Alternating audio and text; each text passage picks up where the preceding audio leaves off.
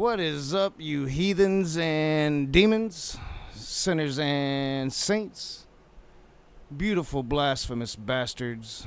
Welcome back to Knock TV. I said I was going to take a break today, but I decided against it. More stuff's kind of happened. Trump and Vance did their thing. And then, I've been really, just thinking about things since, I don't know, I stopped streaming yesterday. I kind of tossed and turned in bed a little bit. Really thinking about, terminologies and rising tensions and pointing fingers. And, watching Destiny or listening to Destiny today just spew venom, probably worse than any venom that I've heard from many people on the right. Most people on the right. It was pretty bad. It was pretty bad, and he's clearly spiraling. I don't know. And, I don't want to sit here and be we have to take our foot off the gas pedal of fighting for civil rights. That's not what I'm saying at all. But just thinking about myself, kind of I don't know, I feel like I've been irrational when it comes to everything. I think maybe everybody's been irrational when it comes to everything. And I think that we need to slow down and really try to look at the problem. And that's what I'm going to start doing. I'm going to really start focusing on the narrative that they're putting out, which, it's not just left-wingers saying the FBI narrative is bullshit. It's a lot of right-wingers too. If they're not deep inside that cultist mentality, a lot of preppers on YouTube, I've shown a few videos of people that I consider that have a kind of a right-wing slant, talking about how they don't trust the FBI, the shit with the gun doesn't add up. But I have to really think, because my biases towards Israel, for one, and how I'm so willing to kind of lean into a conspiracy when I've never really been a conspiracy leaning type person. And I'm not saying it's not possible Israel had something to do with it. I don't know. I think a lot of countries could have probably had something to do with it if it's any country at all. It very well could be this Tyler kid. This Tyler kid could very well be an online brain-rotted Reddit kid, like some people have described him. He could very well be an online person that was radicalized into a far left indoctrination. That's a possibility. And I think to kind of gloss over that is doing pretty much the same thing I and many others accuse the right wing of doing.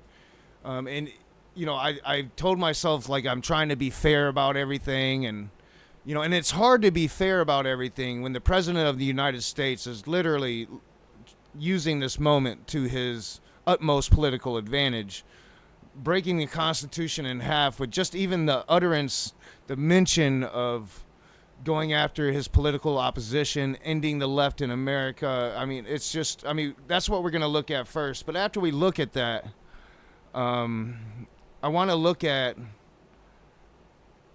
the real threat of domestic terrorism, something that I think that, it's really unfortunate in so many different levels that Charlie Kirk was taken out the way he was. Because in the wake of the Minnesota school shooting, we were still trying to piece that together. And yes, the Minnesota school shooting was the first time this government has really tried to really push this new transgender narrative of hate.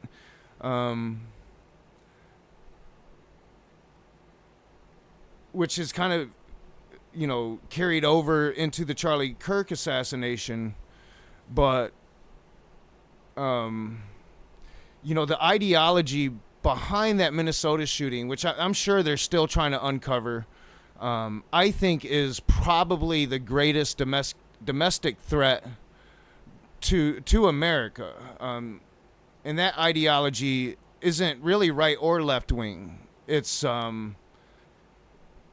think it usually breeds in right wing extremist circles, but it's beyond that. It's apolitical in the way that they don't give a fuck who is in power, right wing or left wing.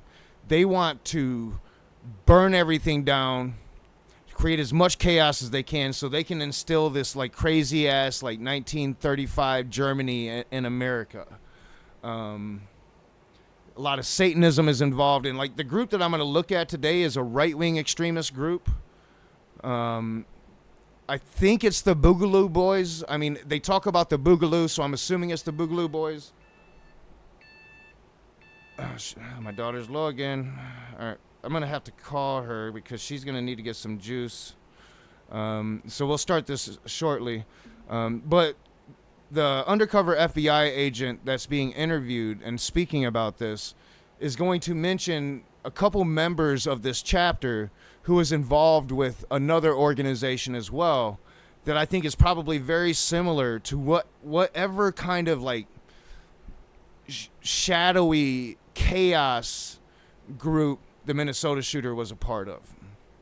So we'll get into that, but mainly like I want to talk about just I want to take a step away from irrationality, right? I want to take a step away from a civil war that seems to be brewing, and hopefully, like people can process this, because as I put on Facebook today, like this man was killed in front of all of us. Now, we didn't all see it live, but this man was killed in front of all of us. And we're all processing this grief, this terrible thing that happened. And we're all doing it in like very different ways. So I want to take a step back from irrationality and hope that maybe some cooler heads can start to prevail before this thing goes crazy. Because it seems like the President of the United States wants it to go crazy. And I think like the only way it's not going to go insane is if people in the party step up and be like, President, like we can't do this. This is not what we are. And I have to hope that, we're going to start getting through this grief process to where that can start to happen. Right. And if I'm going to hope for it, then I need to like do that myself. Right. I need to like step back from this irrational shit. Say, I've got Israeli bias, right? I've got this Israeli bias to where I really don't like what's happening in Gaza. I just want people to stop dying. I don't want Israelis to die. I don't want Gaza people to die. Gaza's about to move into Gaza City. And I have this bias, and I think I've allowed that bias to guide me to leaning into a conspiracy theory where my message should be, we need to get the information. We need to demand the information. So I've been fucking up like everybody else been fucking up about this. And I see it. I realize it. And I'm going to try to step back, take a breath, and look at this rationally. So my attempt today is not to point the finger at the right wing. That is not my attempt. I'll be looking at what equates to left-wing terrorism in America, but also like acknowledging that it could very well easily go much farther than that, especially in the current climate. And if people are rushing to action when before it's like just, if they start locking up lefties, if they start going forward with legislation to do whatever it is the president and J.D. Vance seem to think they want to do, and Stephen Miller seem to think they want to do, I have to imagine it's going to be hard to do that. I have to hope. And if it's not, well, then we'll deal with that when that comes. But we can't rush to these conclusions. We do that. We add to the political atmosphere of violence when we do that. And cooler heads have to fucking prevail here. And it's got to start, it should start from the top up, but maybe it's got to go from the bottom and be like, look, everybody, let's calm the fuck down and let's have a conversation. Because we've got to start talking to each other. We got to start listening to each other, or we're going to start fucking killing each other. And I think, and I have to hope that that's the last thing any American really wants to fucking see. The only people that should really want to fucking see that happen are Russians, Chinese people, whoever considers us an enemy of them. So, with that being said, let's get into what is being said by the president, the vice president, Stephen Miller. We're going to watch two of my favorite ladies give their analysis on it because I think their analysis is spot on. Now, people would see this as partisan, but I don't. I just think it's good analysis. And I think people need to start listening to what the other side is saying. And I'm going to start doing that myself. I have started doing that. I've started trying to piece together some rationality to what the FBI is saying.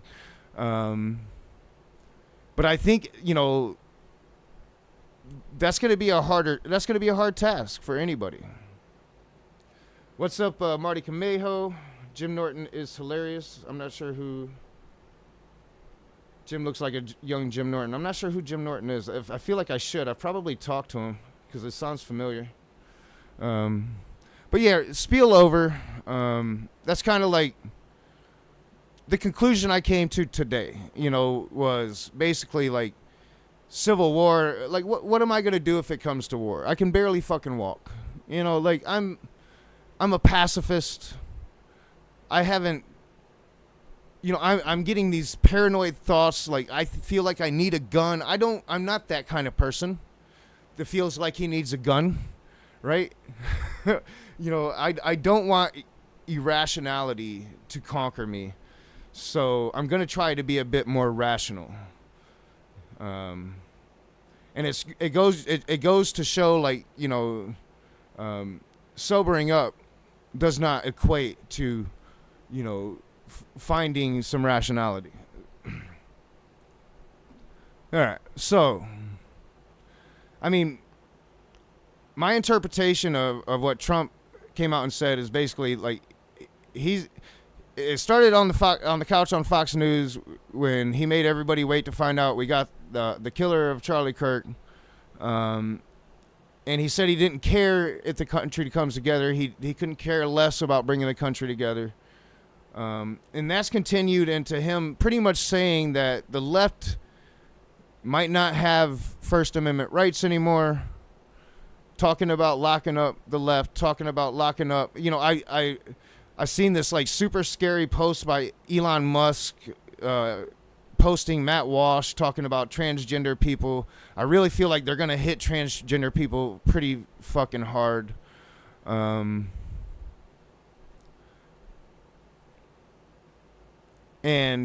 we have to fight for civil rights, and we have to do it somehow in a way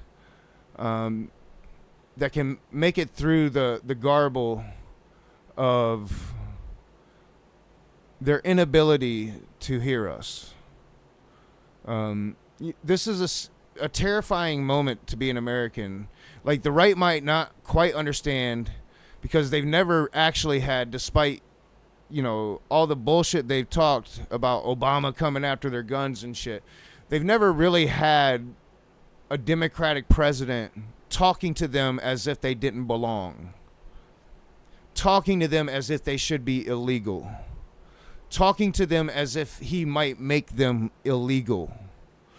And that's some scary shit when you think about the might of the United States military. You think about all the money that's being put into this ICE force. How it seems like the FBI's been pretty much gutted of people outside of loyalists. Like, so many people's been fired from their posts. And it's hard to rein it in when the world is madness, which is what we're about to look at. A very frail and weak president with extreme. Elon Musk, Jill, on Twitter. I mean, it was just a horrible video, but I'm sure you would probably enjoy the video. It was Matt Walsh talking about transgender people and how othering transgender people. There's no other way to put it. Making it excusable to try to find the nicest way to put it was to make it excusable to be as mean as you want to be to them. Cognitive decline, whom we refer to as kanks. You guys, we're entering into a new area of this fascist takeover. And the president of the United States and everybody surrounding him are exploiting the murder of Charlie Kirk. And they immediately started coordinating their messaging. The only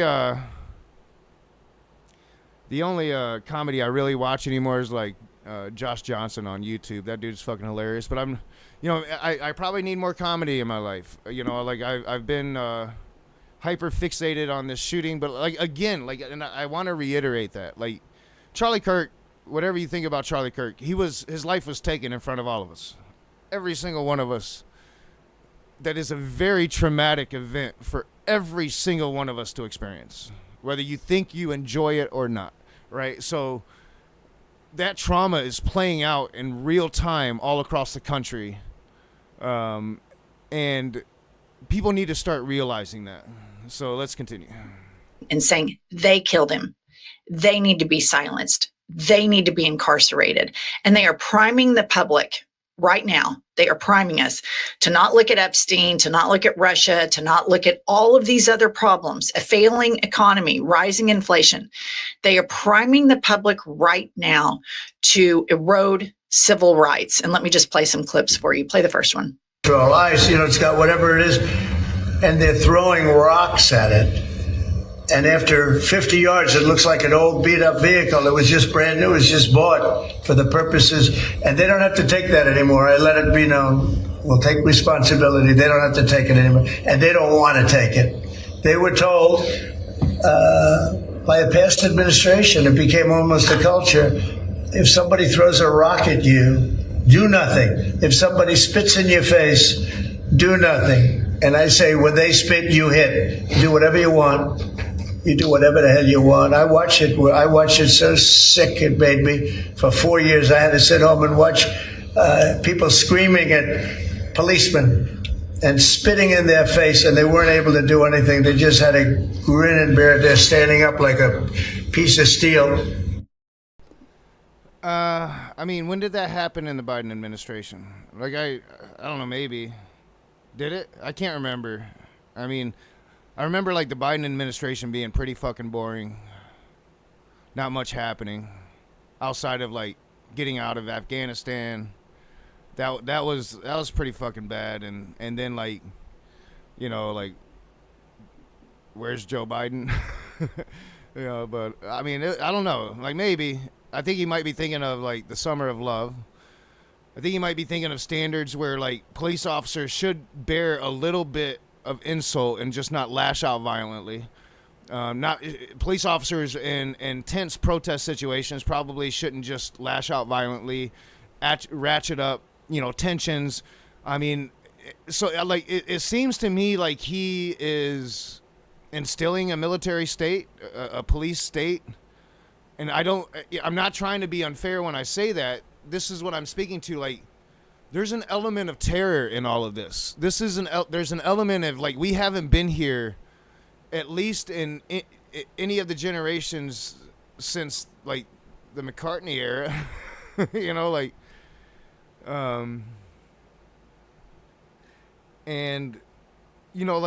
So if you're going to start arresting people because leftism is now illegal in America, or because people don't have the First Amendment right to protest, then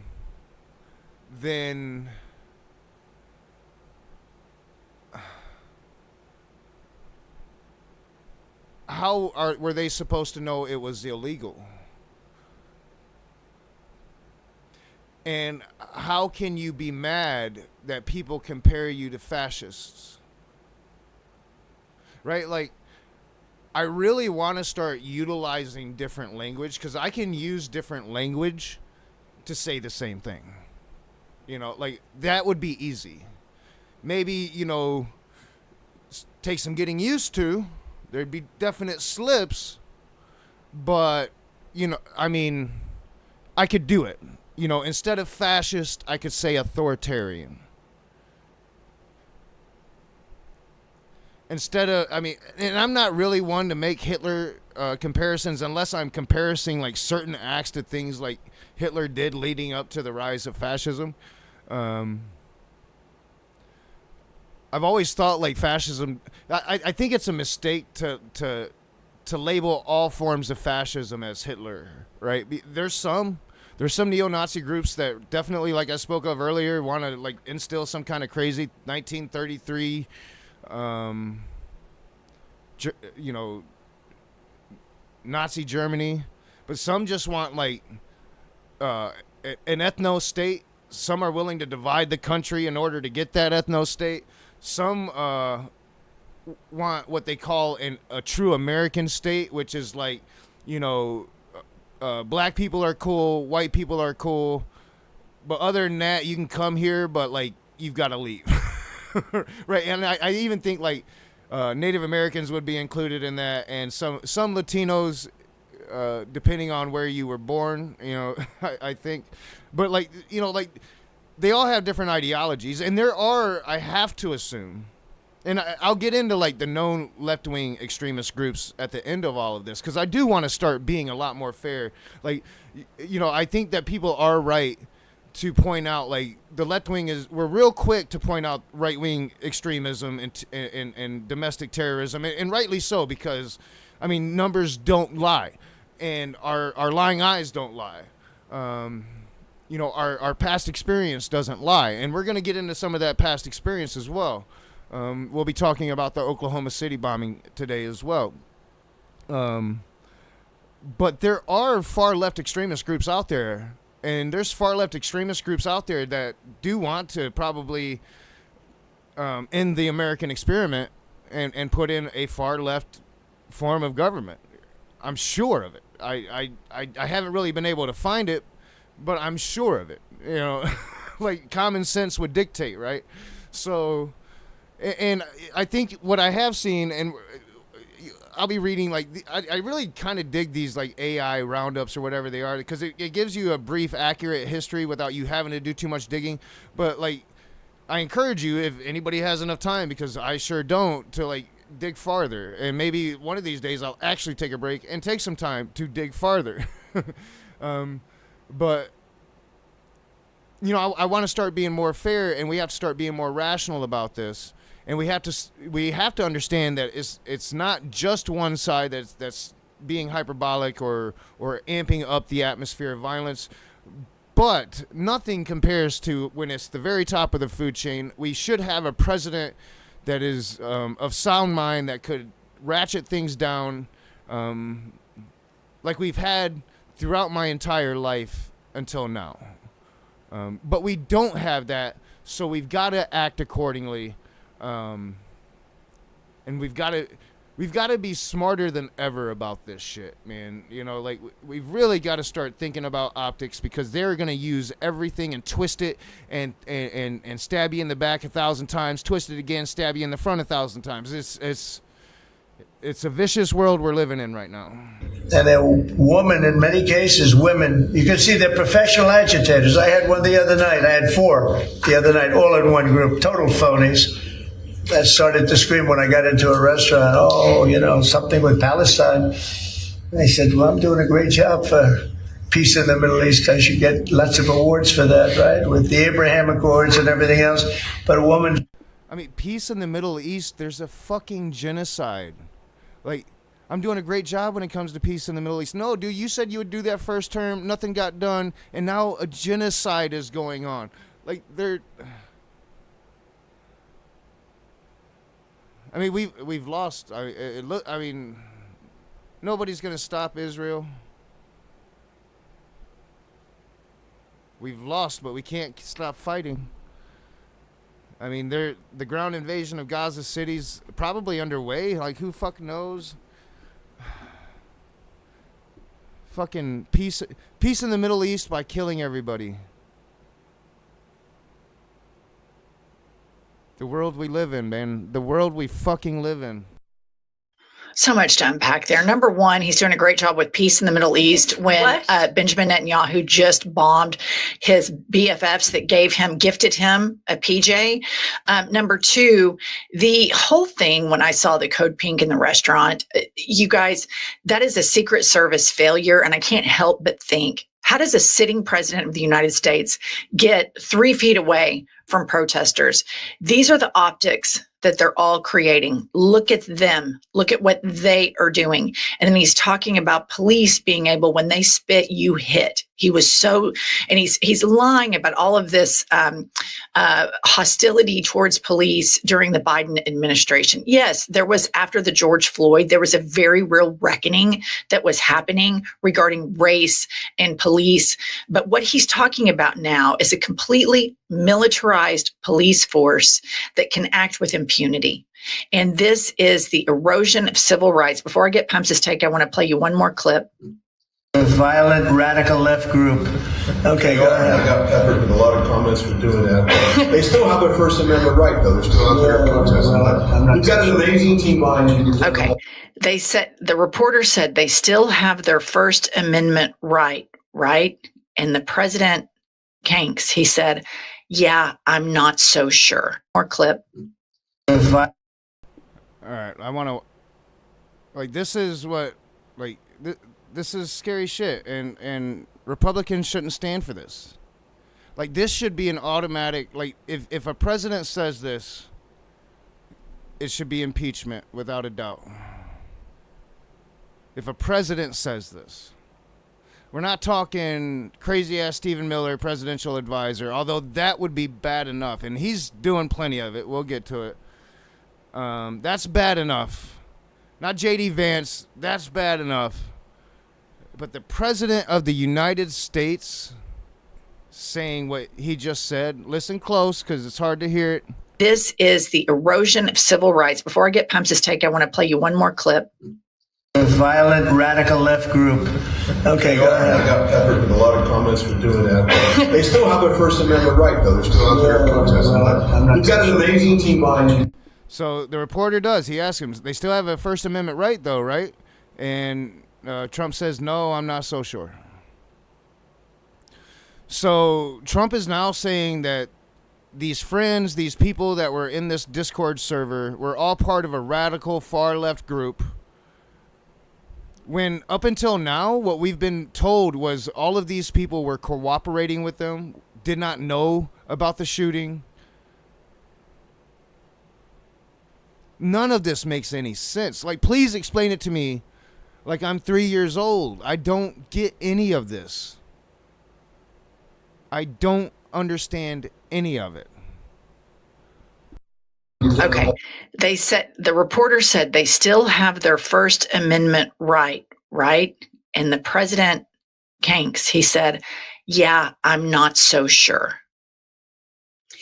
This is absolutely going to be what he hangs his hat on, to kill free speech. He's been wanting to do it. He thinks any dissent should be penalized. And I'm terrified of all this. The way they've used Charlie Kirk's death, exploited it. Now this deal with, I mean, people are allowed to protest. That is what our nation is built on, is everybody having an opinion that they can voice. And he's going to take that away. Failed drag queen, Smokey Eyes. So I mean, are we right back to the McCarthy era? I mean, are they going to lock up the communists? Are they going to eradicate communism? Because there's very few communists in America. You know, I am an economic socialist. I'm definitely gone. But Democrats, most of them are fucking. I mean, it's hard to call them liberals sometimes. Like, if they support a genocide, a lot of them, right? Like, God, what are we coming to, man? You know, and this is what I'm saying. Like, we've got to have some kind of adults in the room over there. There's got to be some adults in the room over there. Enough adults in the room over there to be like standing up like, wait a minute, we're the Republican Party. We don't do this. They're supposed to stand for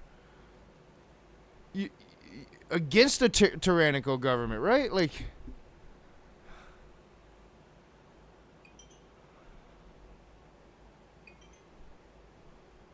I don't know. It doesn't make any sense. My daughter just got home, and her blood is right where it should be. No, that's perfect. That's perfect. That's perfect. So, but a lot's being said, not just by the president, and that's terrifying, man. Like, if you really sit back and think about it, we're all as brave as we can be. You know, each person is probably individually brave. Each person has individually weaknesses. But if you're any moderate to far left person in the country, maybe even if you're like a rhino, a never Trumper, which I guess now is considered moderate right, but 10 years ago was the far right. You know, like, how have we come here? Like, you have to be terrified of that. You can put on a strong front to that. You can get outraged and you can say the key point words, just like I have, and we should, like, everybody should be able to see it, right? They get so mad when we say it. We'll see, I guess. We're gonna see, I guess. Sociopath who we refer to as Little Smokey. Here he is. He substituted for Charlie Kirk's podcast yesterday. This is what a sitting vice president of the United States is saying. And I want you to notice the words they and take notice about the implied erosion of civil liberties. Play the clip. There is no unity with people who scream at children over their parents' politics. There is no unity with someone who lies about what Charlie Kirk said in order to excuse his murder. There is no unity with someone who harasses an innocent family the day after the father of that family lost a dear friend. Again, it's a fringe element of people, mostly, that were denigrated by Charlie Kirk. People are allowed to express their trauma in whatever way they feel like they should. It's America. They have a freedom of speech. This is the Vice President of the United States saying there can be no unity in America. What have we come to? Let me turn off my camera. My daughter's home. Let me find where I can turn off my camera because my daughter's home. That's not the right camera. All right, let's continue. There is no unity with the people who celebrate Charlie Kirk's assassination. And there is no unity with the people who fund these articles, who pay the salaries of these terrorist sympathizers, who argue that Charlie Kirk, a loving husband and father, deserved a shot to the neck because he spoke words with which they disagree. Did you know that the George Soros Open Society Foundation and the Ford Foundation, the groups who funded that disgusting article justifying Charlie's death, do you know they benefit from generous tax treatment? They are literally subsidized by you and me, the American taxpayer. And how do they reward us? By setting fire to the house built by the American family over 250 years. I'm desperate for our country to be united in condemnation of the actions and the idea. So, like, literally, like, threatening business, free business. I don't even know, like, what evidence is this linked to George Soros? Like, this is fucking insanity. No Republican should stand for this. The Republican Party that I grew up in and around would never have stood for this from anybody. Like like Newt Gingrich, like they want to talk about like causes of the degradation of American democracy. I think you got to start with Newt Gingrich. Is that killed my friend. I want it so badly. Oh, and yeah, my daughter brought me Oreos. You can't beat Oreos. That I will tell you a difficult truth. We can only have it with people who acknowledge that political violence is unacceptable, and when we work to dismantle the institutions that promote violence and terrorism in our own country. All right, everybody in the Democratic Party, everybody across the board condemns political violence. What he's So they've been going around saying the left is the cause for violence, and he said that if you don't stand with us in unity of us arresting everybody on the left, that's essentially what he just said. Let's listen to his words very carefully again. Over 250 years. I'm desperate for our country to be united in condemnation of the actions and the ideas that killed my friend. I want it so badly that I will tell you a difficult truth. We can only have it with people who acknowledge that political violence is unacceptable, and when we work to dismantle the institutions that promote violence and terrorism in our own country. all right, everybody. So basing it off of Charlie Kirk, that, you know, he's going to dismantle the institutions that cause terror in our country. That would be his institutions. But he's not talking about his institutions. He's talking about the left. Going after the left funders. George Soros, like, seriously. My entire life, George Soros. Seriously, like, George Soros, who doesn't do any of the things that they say. If he did 10% of the things they said he did, I'd be surprised, right? Like, I'd be fucking surprised. But he's not the billionaire, you know, putting his nose in American politics. That's Elon Musk. That's all the tech bros over in Silicon Valley that turned traitor from the bullshit ideology they espoused before.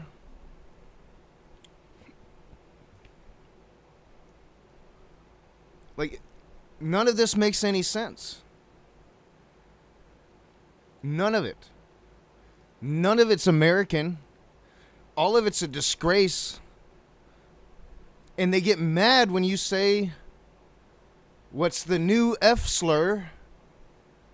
Fascist.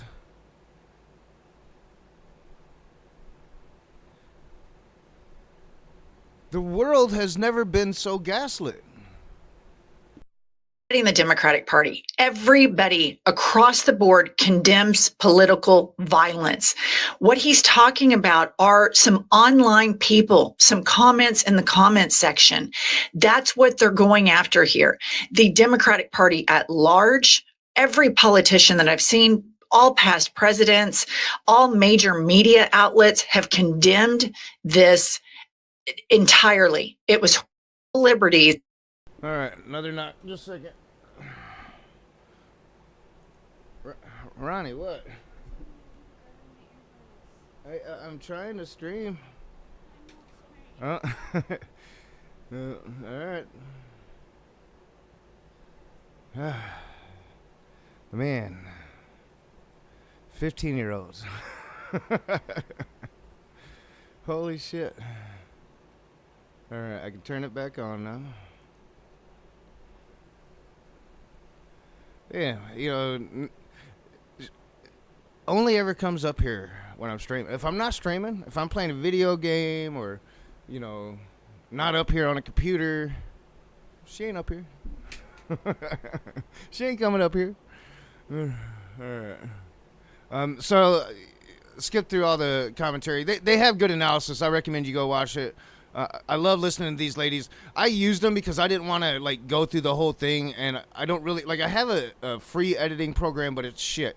So until I get my editing program, I don't really have the ability to make my own clips, right? Like I used to be able to do. And I don't want to rush into like spending hundreds of dollars on editing programming until I can, I got to be smart about my recovery, leading back up into to getting, us our own home to where I'm not living with family.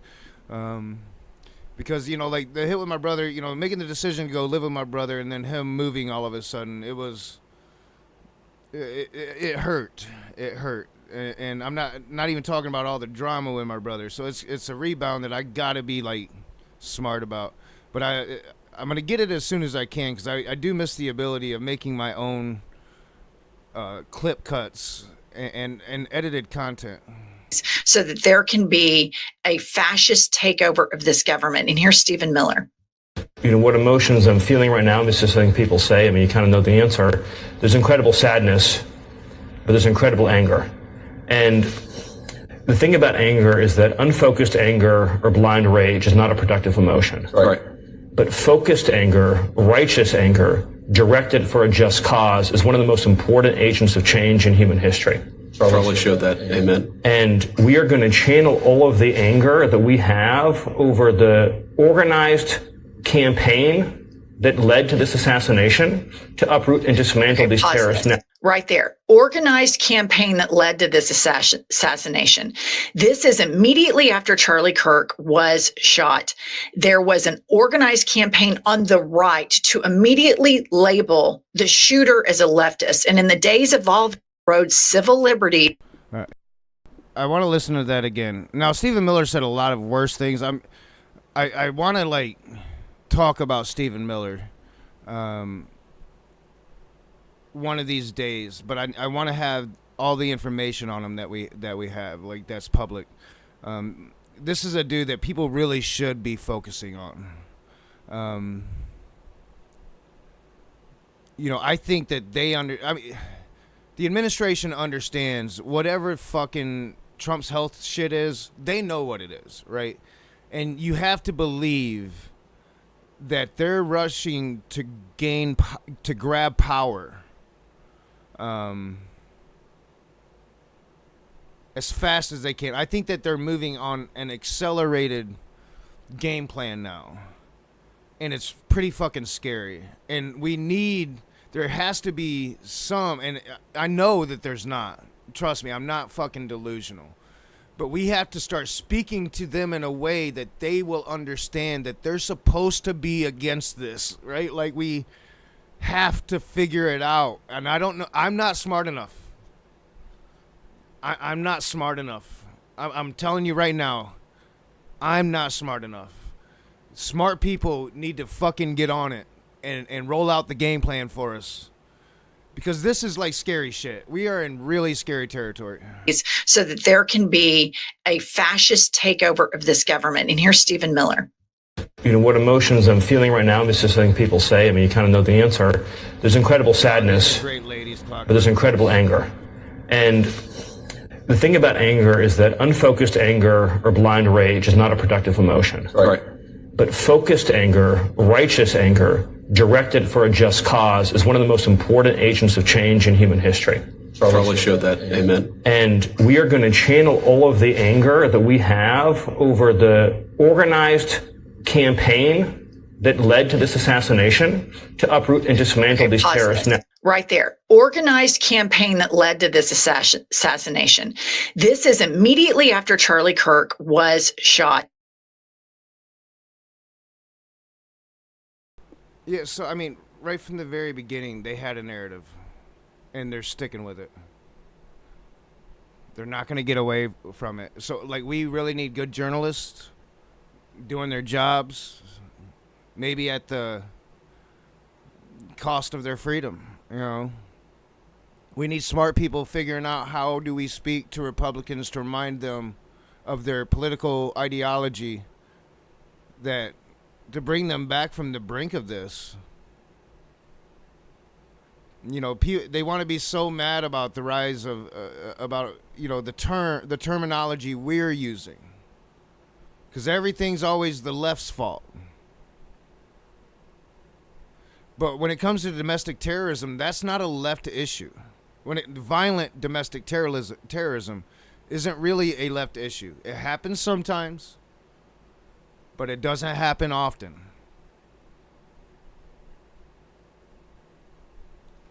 All right.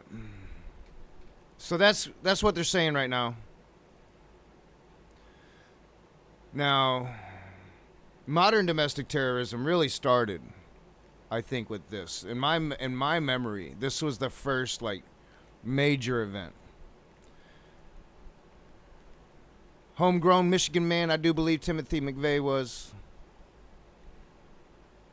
But this was the start of it. Like, this was, I mean, not the start of it, because especially like during the anti-Vietnam era, there was a lot of like left terrorist violence. I don't think any. I haven't really studied. I'm about to knock everything over because I'm too tall. My knees are too long. You know, I haven't studied the era in a long time, but I'm pretty sure like that era was pretty bad for far left extremism. But outside of that, it's been this progression of right wing terrorism, right? And you know, so I think we've forgotten that, or they're trying to make us forget that. Now, I'm not trying to point the finger and saying that, you know, right wing ideology evil. You know, bad people do bad shit, and they don't need, I think, an ideology to push it. I think their ideology, they need ideology to justify it to themselves. But bad people do bad shit, and not all Republicans are this, and I'm hoping that not all Republicans are this. Not all, and definitely like not all Democrats are this monolithic thing.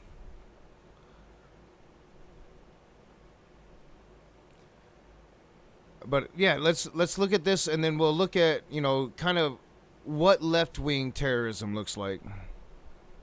And you know, when it comes to this Tyler kid, I think it's starting to look like maybe, but I mean, again, it's hard to rely on anything the FBI has given us right now, because it seems like they're only releasing enough to like fit their narrative.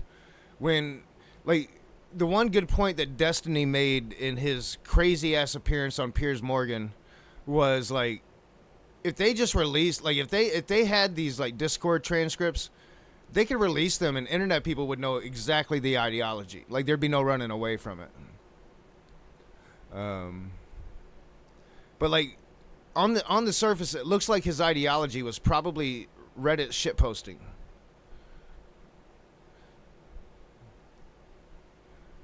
And they want it to fit a certain narrative. If it turns out to be this kid, which I think he has his first court appearance today. So did he plead not guilty? Because I'm hearing he's saying he's not the shooter.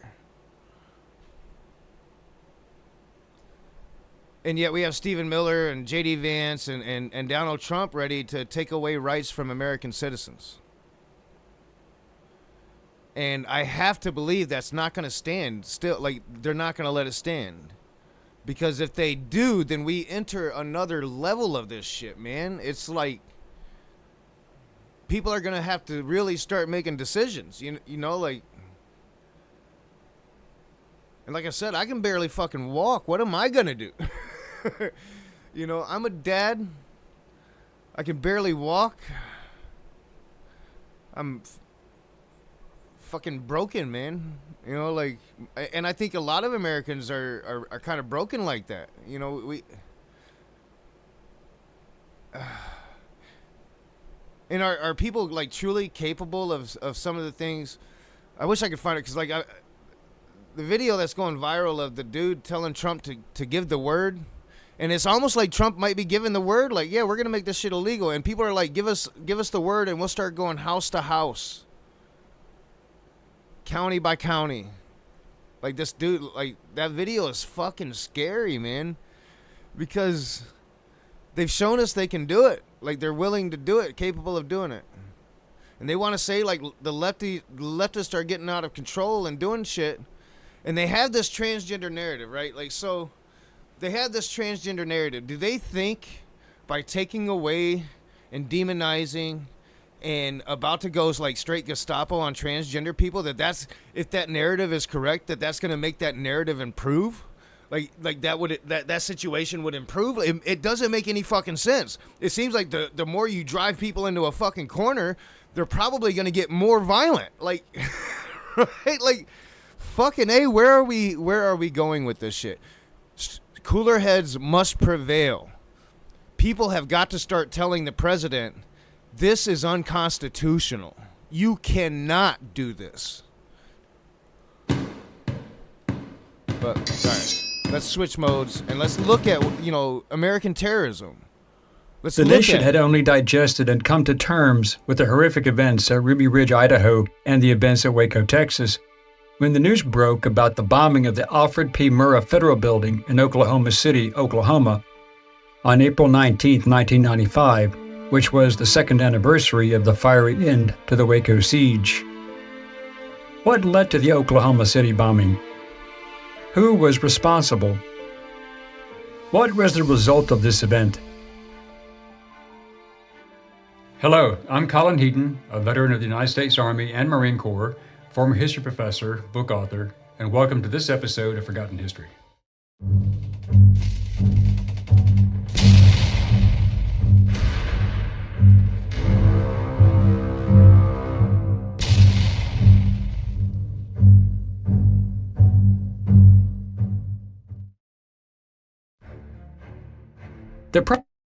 Correct me if I have this fucked up, but as far as I remember, and I haven't looked into Timothy McVeigh in a long time, but I did used to have like this, I read about every serial killer. I was big into reading books, and they were definitely like, especially if it was like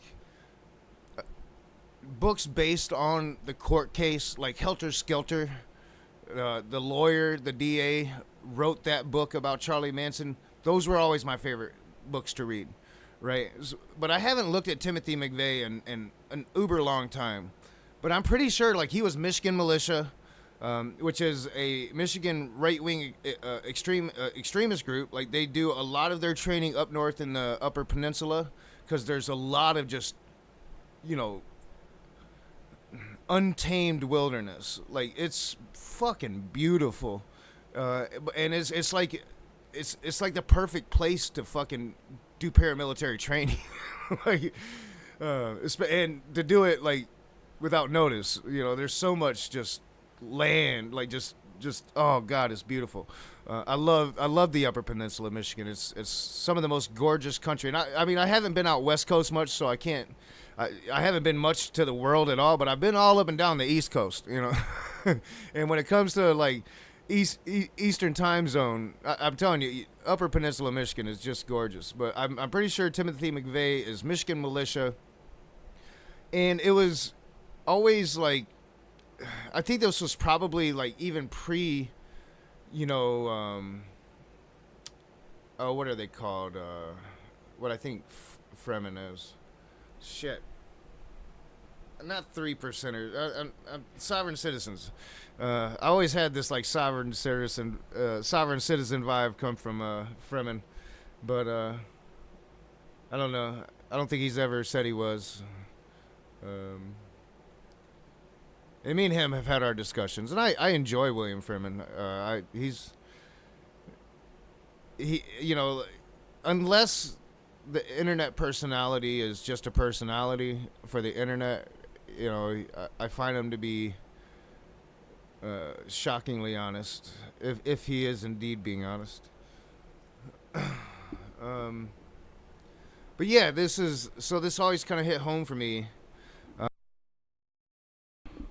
I don't know, like I kind of messed with my gain because my gain's been really loud up for a little bit. Maybe I need to turn it up a little bit because my volume levels aren't right. But yeah, this hit home for me, and it's been a while since I really looked at this. But this was horrific, and this was right-wing terrorism. I mean, there's no doubt. You can't. This isn't left-wing doing this, and I do agree. Like, murder's murder. And left-wing terrorists should be condemned as much as any right-wing terrorist. And right-wing terrorism does not mean right-wing evil. Right-wing should not exist. Right-wing should be eradicated. Any of the things that I've seen about the left here lately, it does not mean that. It means that we need to look at the problem and figure out how to at least talk enough so this shit doesn't happen. And maybe from there we can even talk better than that and actually start getting some shit done. I think the American people would really appreciate that. After this stream, I'm gonna be watching this thing where Bernie goes into West Virginia, which is now like the rubiest red of Trump country, which had always been Democrat country before, and they voted 75% for Trump. And I'm about to watch Bernie Sanders roll up in there and probably get along with these people, because a lot of these people have the same gripes that we have. They just don't realize that they're the same gripes that we have. They've been lied to. They've been manipulated. They've been gaslit for probably half, if not their entire fucking lives. Just like we all have. We on the left are not immune to false information, to propaganda, to being riled up to violence, to unacceptance of our own, to gatekeeping speech. We on the left are not immune to these things. And we kind of act like we are. I kind of act like we are, at least. And I should stop painting with a broad brush, because really I'm talking about myself. We all want to think that we're so fucking pure. But we're not. We're human, riddled with error, trying to figure this fucking trauma out. Primary culprits were Timothy McVeigh, Michael Fortier, and Terry Nichols. They all met at Fort Benning, Georgia in 1988 and became friends. Both McVeigh and Nichols were radicalized by white supremacist and anti-government. Blue Ridge Parkway is fucking beautiful country. We used to drive it all the fucking time, man. It's the best drive. Like to drive the Parkway, you're gonna hit 3 or 4 states. I think it's 4 states, and see Upper Peninsula. It would compete with Upper Peninsula, some of the sites that you're gonna see. In fact, one of my best stories ever was tripping acid on the Blue Ridge Parkway, and the driver took the truck off of a 10-foot cliff. Now, that's bad in any situation, but if you're tripping balls, oh, that's something I will never forget for the rest of my life. And it was probably one of the greatest nights of my life, but man, there's no way I can even sit here and explain it to you what that was.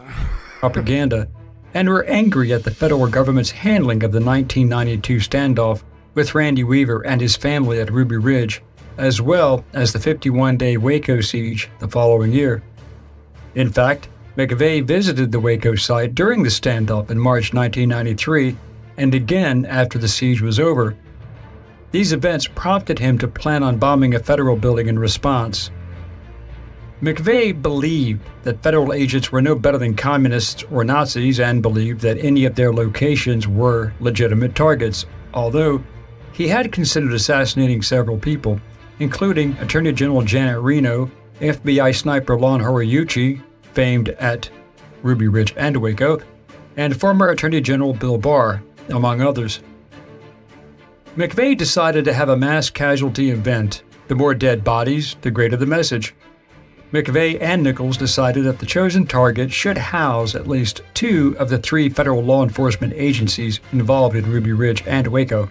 I think I've decided not to go into this. I was going to watch the whole thing, but I've already watched the whole thing, and I'll try to remember to put the link in the description. So if you want to watch this, you can.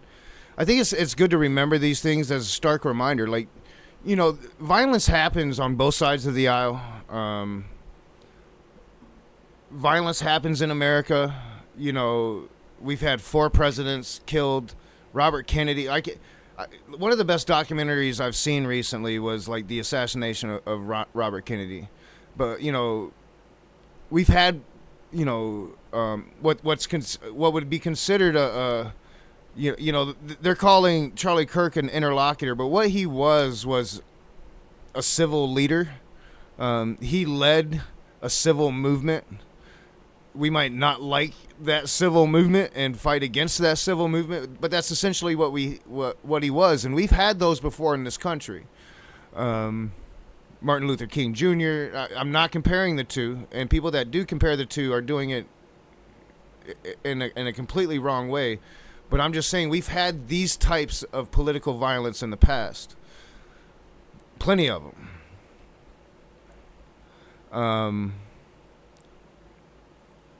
And it's something that like we need to be aware of, that this, when we allow the politic, when we allow the rhetoric to become so amped up, it is impossible for the American experience to continue. It is impossible for progression of the American ideals to continue on either side of the aisle.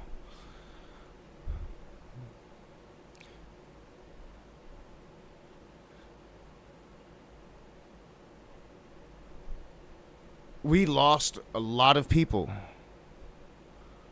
because Democrats became gatekeepers instead of fighters for working people. We have to face that reality. Because until they face that reality, I mean, what are they doing in the face of this? Of what we've seen? Of the rhetoric being tossed out there? Where's the leadership? So yeah, this was more about this, because I think this really hits home with what happened in Minnesota. Now, the president of the FBI and I would say like even the mainstream media, until like, you know, the mainstream media seemed to be like coming around to the point like, wait a minute, the accelerationist groups are something new. And it, as you're going to see, is something like the federal government became aware of, and as they really started to infiltrate a lot of these right-wing, white supremacist extreme movements. And these accelerationist groups are new. They have different political motivations than we would assume. And it's a wide variety of them. And some of them are probably left-wing, and we're going to have to face that fact as well. Like, we have to face that fact as well. You know, like, there hasn't really been any evidence of them. But I would say, like, really, until recently, there hasn't been really any evidence of any of these accelerationist groups. You know, we were the government, and I think rightfully so, because the statistics and experience told them so, hyper-focused on the white supremacist neo-Nazi groups that had went underground and were starting to come out from the underground, especially with the 2015-2016 pipeline, alt-right pipeline. Like, that was a real thing. Like, we were all kind of aware of it, but I don't think any of us are aware of just how big of a thing that actually was. I mean, I think we're seeing that, like, with this Tyler Robinson thing. Like, people are trying to say, like, Pepe the Frog wasn't a thing back when he made that pose. That's just not true. It was. Like, back when he made that pose, I had made my first couple videos on Nick Fuentes, and Groypers were coming at me. We're talking 2017 when I first made the Raging Eight, or maybe that was a couple years before. But I'm pretty sure they were still around before. I'll check into that, because I think I have my years wrong. Because now it's 2025. 5 years ago, 5, 6 at the most for him to be 17 at the time. So yeah, that was actually not the time period I'm thinking. So I could be wrong about that, because the time period I'm thinking is 2020. When they first came at me. But I mean, I was by far not the first person they ever came at, and they didn't come at me in no Groyper war. They just made me a little scared. I just had a little taste. I didn't even have the full Groyper experience, man, and I'm not sorry for it. But like this interview, I found it made it through my algorithm. I listened to it today. It was pretty moving. It was kind of eye-opening to me. Hopefully it'll be eye-opening to those out there that seem to think somehow like left-wing violence is prominent problem. I mean, any violence is a problem. I think, you know, we need to really be looking at it and open to it from both of our sides. And if there are like left-wing groups out there, you know, planning to overthrow the government, we should probably know about them, you know. So let's get into this. I'm going to have to ask the question. And if the answer is no, then the penalty's death. I may very well have to put a bullet in the back of my dad's head. Their views are this. They believe that society is going to collapse on its own or from man-made events, and they want to speed up the collapse of society. And they want to do it through guerrilla warfare tactics. We take out a power grid. We take out a water system by poisoning it. So at that point, I'd gained enough trust to be brought in to the murder plot. You're talking about going and buying catch bags that attach to your AR so it catches the brass so you don't leave it. We're going to leave all of our electronics at a campsite. We're going to go to a pay-by-the-hour motel. We're going to scrub ourselves, make sure there's no dead skin that can come off. When I went back to the office to run the FBI's training, I told everybody, the 19-year-old led carbine training, and it was good. They could get the drop on a lot of average Joes. Let's talk about the base then. So I guess I hadn't heard of this group or even groups.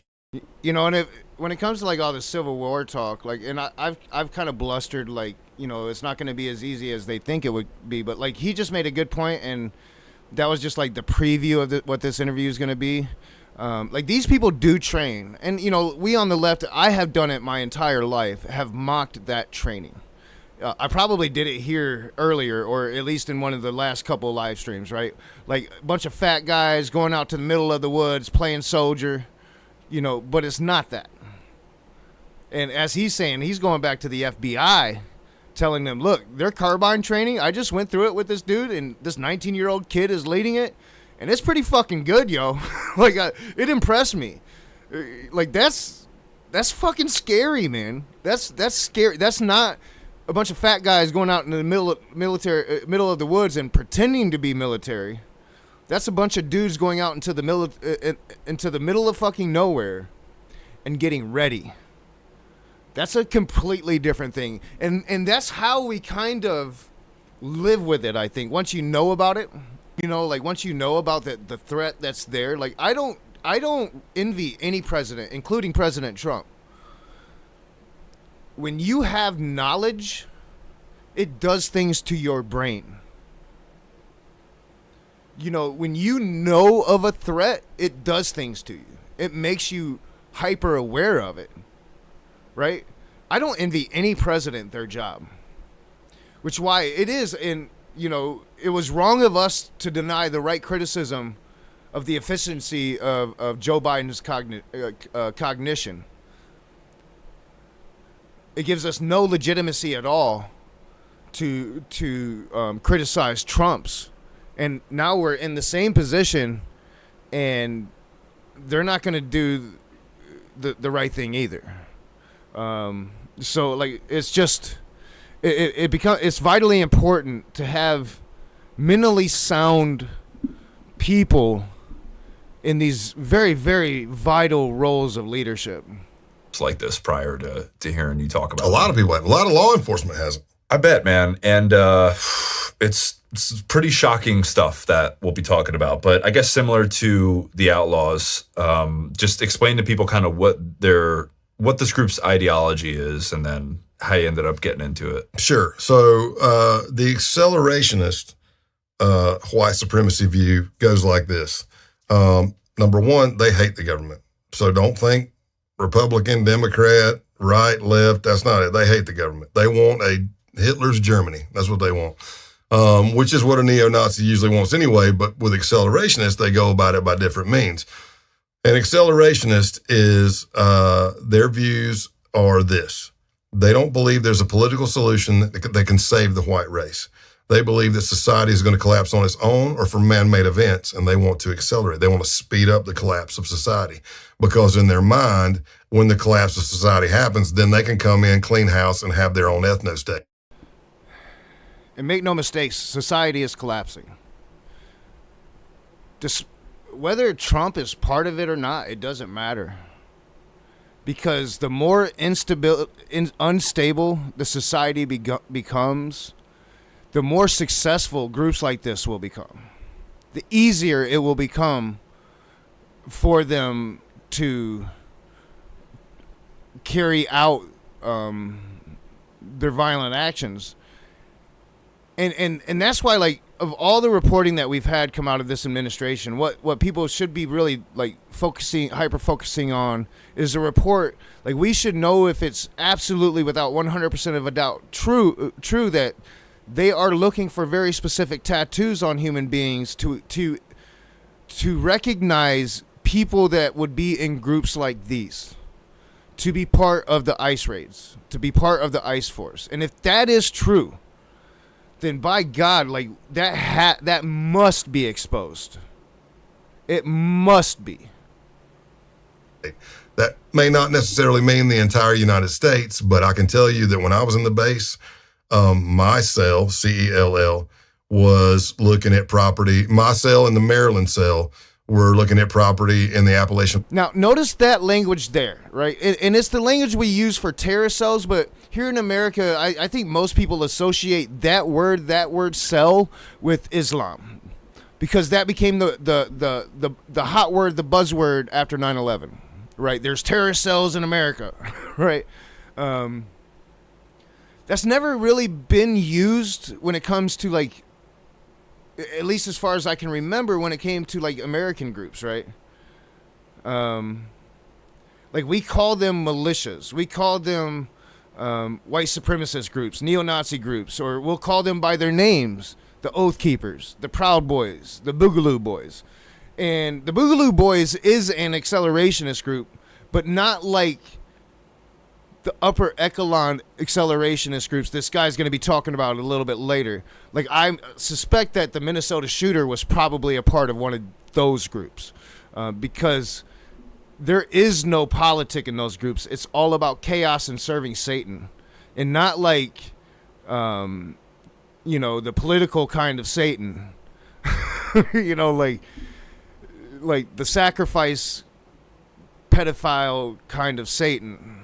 Mountains. There was which is crazy. Like, when we get there, I want you to remember QAnon conspiracy theories, satanic cults, Democratic Party, but satanic cults that sacrifice children, pedophile cults that had sex with children, right? Remember that. Northwest, Midwest, Detroit, out of Detroit area in Michigan. They were looking at property in the Upper Peninsula of Michigan. The Pacific Northwest, they already had property. The leader of final point. The base had property in the Pacific Northwest. So that kind of compound idea, we run our own thing, we are our own doctors and everything. Again, not a lot of afterthought on some of that stuff, but that's the idea.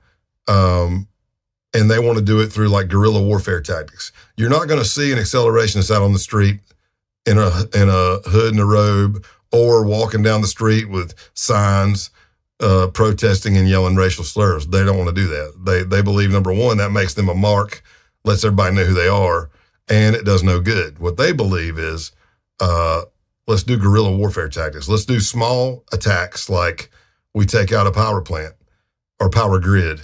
We take out a water system by poisoning it. You kill lefties. You kill anti-fascists. You kill non-whites. Burn their businesses, stuff like that. Slash their tires. So you hear that? It's not just like, well, it is, but they include allies of the people they hate in their target lists, right? So, of course, that would be Antifa, and we'll get to, like, left wing shit later, a little bit, not as much as I'm doing on the right wing, but I think it's fair to acknowledge it. But, like, just if you're a lefty, if you're if you're a race traitor, if you're an anti-fascist, and notice he says anti-fascist. people have to understand, so Antifa is an organization that's pretty much either a protest or a counter-protest organization, pretty much. They probably exist all over the country, but they don't exist in cells, not that I know of. They'll have like strongholds probably, like especially up in Oregon and Washington State area. But like it's mainly like Discord servers, and then there's going to be like a hot protest. It could be like a KKK march through the streets of some fucking random town. I lived in the South. I remember it happening. It could be tearing down a Confederate statue protest. It could be like a major protest, like major liberal movements have. Antifa will be at those protests, not to like start shit with police unless police start shit with them. As far as I've always understood it, I haven't associated with the organization part of it in a very long time. But usually with whatever neo-Nazis they can find, like they all know each other pretty much by sight, which is why and we'll talk about the movements that have started to wear black clothing and black masking, because they all know each other by sight, because it's been this like long waging war between the two groups, the fascists that are actually like proud to be fascist and come out proud about it, and the Antifa, which is the organization that is organized to counter those proud fascists when they do their freedom of speech. So yeah, I mean that's Antifa, but notice how he says anti-fascist, because to most Nazis there's a huge difference. Anti-fascist is an ideology they want to eradicate. Antifa is just like a nuisance they have to deal with. Anti-fascism is an ideology that they must eradicate, because yin and yang, two opposing forces, are going to confront. All right, let's continue. Anything to create chaos, to start the downfall of society. So a lot of times when I'm teaching, I say, like, remember that year when everything was being burnt and towns were they're sitting up on a hill and they're laughing. They're like, man, we hope the cops start shooting these people start shooting the cops, when we can come in and clean up afterwards. And that is one of the plots we uncovered in that case. Something very similar. They were going to start popping rounds at a Second Amendment gun rally protest that was going to be in January of 2021. And you hear that? So right-wing, far-right extremists were planning to shoot into a right-wing gun rally to create fucking chaos, man. They will kill their own. They will kill their own. So would we. If it's going to, if your ideology has overruled your reason and you think it's for the better good. Virginia, because the governor at that time was a Democrat that was running pretty tough on gun control. So they knew that like militia, Second Amendment, 3%er people would be there. They knew there'd be protesters and probably cops, and their idea was, hey, if we can pop a couple of shots, maybe nobody knows who's it coming from, and everybody just starts shooting each other. Maybe that's the beginning of the Boogaloo, D-Day. But I will also... So you catch that? Maybe that's the beginning of the Boogaloo, B-Day. And again, the ultimate goal is not to have a right-wing Christian nationalist utopia. You're not going to get Gilead here in America. Their goal is neo-Nazi Germany.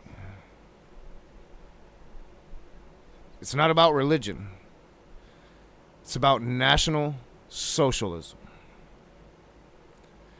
And all the right-wingers, see, he's admitting it. National Socialism is the core ideology of Nazi fascism. I was at work one time, Denso. I worked at Denso back in the day. My sub leader, I'm not going to say his name. If he, he might actually be hate watching me, but there's not enough people. But he might be one of the people that play my shit back on play, Never Live. This particular person, because we hate each other. We hate each other. Hate is a strong word that I use knowingly here. We used to be friends before we knew who each other were. He comes up to me one day. He was my sub leader for the third shift. So this was like middle of the night, probably 3 a.m, middle of the shift. And this was like during the Feel the Burn shit. Like when Bernie Sanders is like on fucking fire, man. I'm talking like probably around the time the bird comes down and lands on the fucking pedestal. Like, and it was just like, oh, we're winning this, bro. We are winning this, yo. Like Feel the Burn was on fire. And I'm just on the line every night. Feel the burn, man. Feel the burn. Trump was this thing that everybody laughed at, like Donald Trump.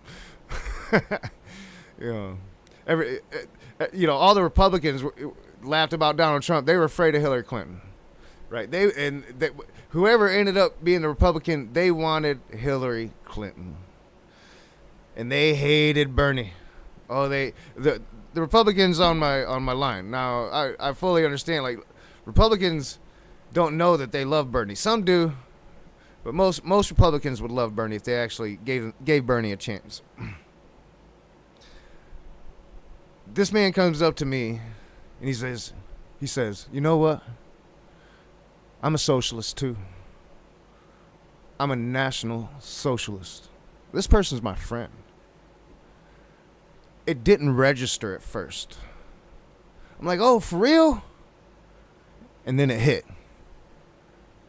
For real? Get the fuck away from me. It went right to it was a thing. A National Socialist is no socialist. He's a Nazi. And, like, dude literally thought, like, that was going to be a good argument with me. Most Nazis are fucking idiots. Say that what I learned through time of being in the movement and working those types of cases and developing sources of information afterwards is that when we were doing the base and there was Atomwaffen, that was kind of like the two main accelerationist groups. Everywhere else it was kind of considered cringe. By the time, let's just say a year or two after we took down the base, like we were being told that 90% of your white nationalist groups were all claiming accelerationism. And that's not good. And also, in most accelerationist groups that I was aware of, if you scratch the surface enough, whether they say they're pagan or the Christian identity, most of the ones I interview were pagan, but that's not to say that they're pagans for real. Just like white supremacists take the Bible to come up with the stories for Christian identity, which is not Christian, it's not Christ following, it's called Christian identity. It was totally white supremacist. They were doing that with paganism. I've got good friends who are pagans, peaceful. Yeah, and I've had many conversations with Ocean Keltoy about that, and it's something that like he always fought against fucking viciously, because there is a huge pagan heathen aspect of white nationalism that he just hates. For good reason. I had many conversations with him about those type of pagans, and no friend of heathens. spiritual people. They are no friends of heathens. They're not true heathens. And what the white supremacy movement was doing with that, kind of like Hitler, he was looking at Norse mythology and stuff like that as well. They're taking it and twisting it to their own ideology. But what we found is if you scratch enough in a lot of these groups, there's usually a member of Order of Nine Angles, or there's some other groups out there now, and those are heavily satanic white supremacy groups. So the Order of Nine Angles. I need to, because I didn't make a note of that, and I made a mental note of it at work. So I'm gonna do that real quick, live on screen. I'm gonna go into not live on screen. I'm gonna go into my docs and just make that little note. Order of Nine Angles. We'll just make it a title so I can know I need to research that. What am I looking for? All right.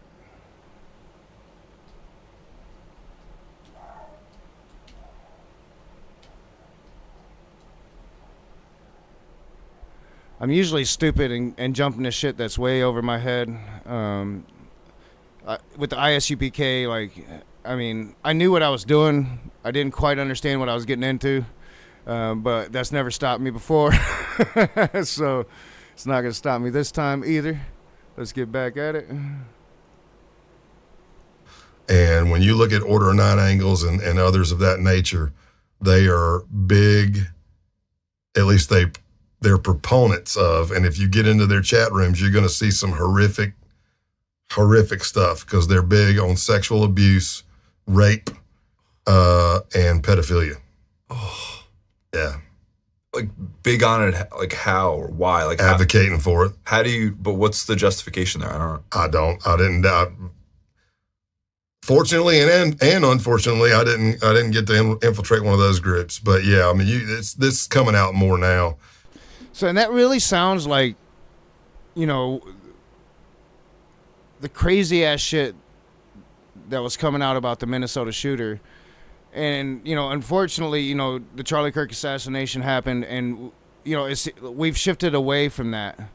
And it seemed like we were just starting to get some information, like real information on that at that point. And I'm really afraid that happens again with Charlie Kirk, because if something happens again and focus turns, and you want focus back on the Epstein files, we need to know who these pedophiles are. And like, I'm pretty sure he just said, like, I kind of zoned out because I've already watched it, but like talking like these, well, he'll probably talk about it.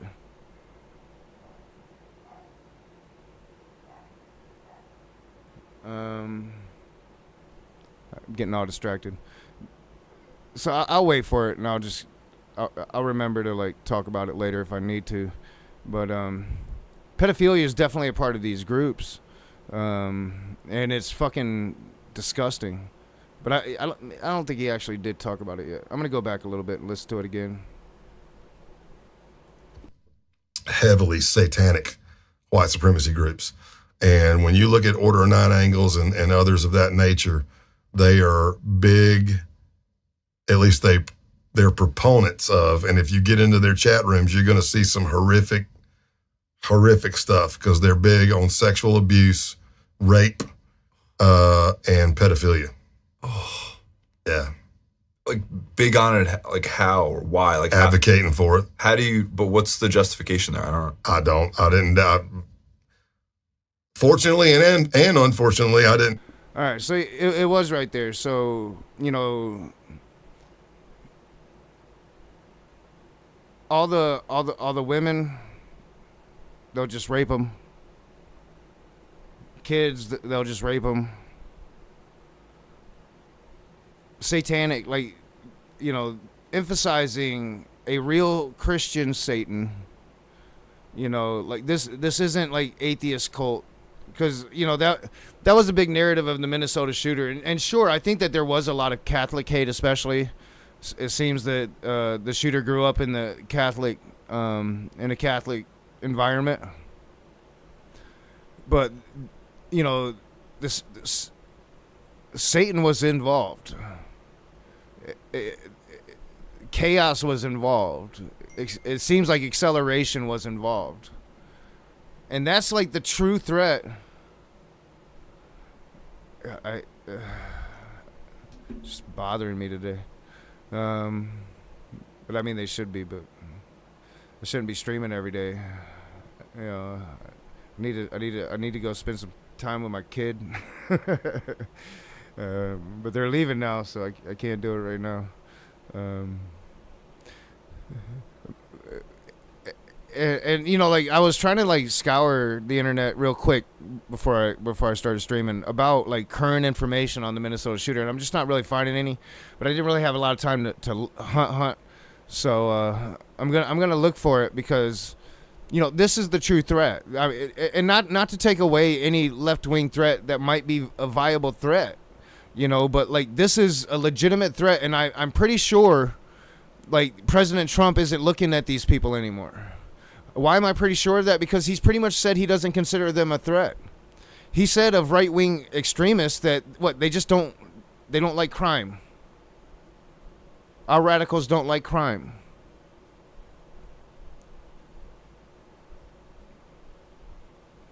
Giving lie to all the bullshit about him saying, you know, that the neo-Nazis at Charlottesville were very fine people. He does see them as very fine people. He does. So I don't think these people are being looked at by the FBI anymore. And that's fucking terrifying. We should demand to know if they're still looking at these groups. Because, I mean, how many people in those groups do you think President Trump pardoned with the January 6 pardons? They had to be there. That is the accelerationist event of fucking events. They had to be there. We know the Proud Boys were there. If the Proud Boys were there, the Boogaloo Boys were there. I mean, this is the world we live in. This is the America we live in. And they want to be so concerned about left-wing extremism, but we need to be concerned about this. I didn't get to infiltrate one of those groups, but yeah, I mean, this is coming out more now. It's just satanic stuff, man. You know. So if I'm painting it into the siege culture, which is that accelerationist view, probably when the Boogaloo happens, they're saying they're just gonna rape kids and women all they want. Because people in the base said that. They were like, hey, because I told them, I'm like, hey, I asked, hey, I see we're always talking about this. We're going to get our own ethno-state. We're neo-Nazis. Yeah, bam, bam, bam, bam. I haven't heard you guys talking about getting our own compound or getting our own ethno-state. I haven't heard any of you guys talk about procreation for the white race. You know what I mean? And I've got a woman, but she's not being shared. So, and that's when the two of them were like, oh, we're just going to rape the women. And I went, man, and I smirked. And I looked at the one guy who had a girlfriend and I go, you guys don't have a lot of experience with women, do you? And they're like, well, what makes you say that? And I go, that might work for a little while, but at some point you're going to have to go to sleep and you might wake up missing a few parts, you know? So, yeah, but it just gets dark. You can just see some really bad stuff. So we started hearing about So, I mean, there's no good intentions involved with this bullshit, you know? And like, we literally have a president telling us he's going to focus on getting rid of left-wing organizations and funding. Like, what left-wing organizations? I mean, we'll talk about them in a minute. He's already designated Antifa a terrorist designation. Like, is he going to go after, like, the pet activists? The vegan activists? I mean, who's it going to be? I don't think there's a single, like, left-wing militia group out there. I mean, unless you consider Antifa a militia group, but it doesn't operate quite the same. Like I said, they got some strongholds, sure, but it's mainly like people scattered across the country that come together when there's a big protest. You know, when it's time for Antifa to show up. Ace, I think originally from our world working partners, because it wasn't just American. It was a worldwide. Transnational ties. I mean, we had members in the base. It ebbs and flows. Some come in and leave, but we had members in Australia, Canada, South Africa, Germany, UK, I think Norway too. So like right-wing extremist groups with chapters all over the world, man.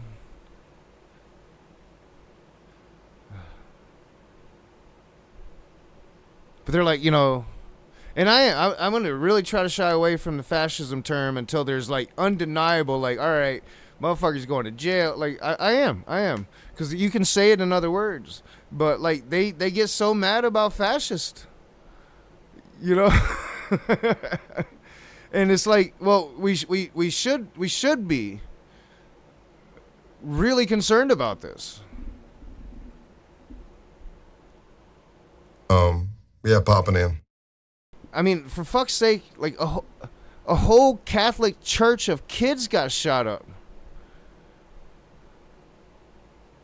There's no talk about doing anything about guns. The only talk about all of this death is the left is the problem because, they're happy that somebody that was bigoted to them died.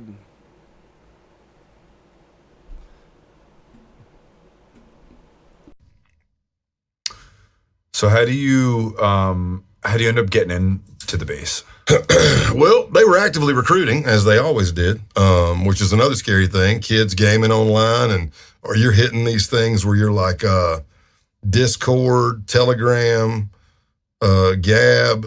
There was Wire, Riot, Threema, 4chan, 8chan, 12chan. There's all kinds of stuff. There's probably well more now.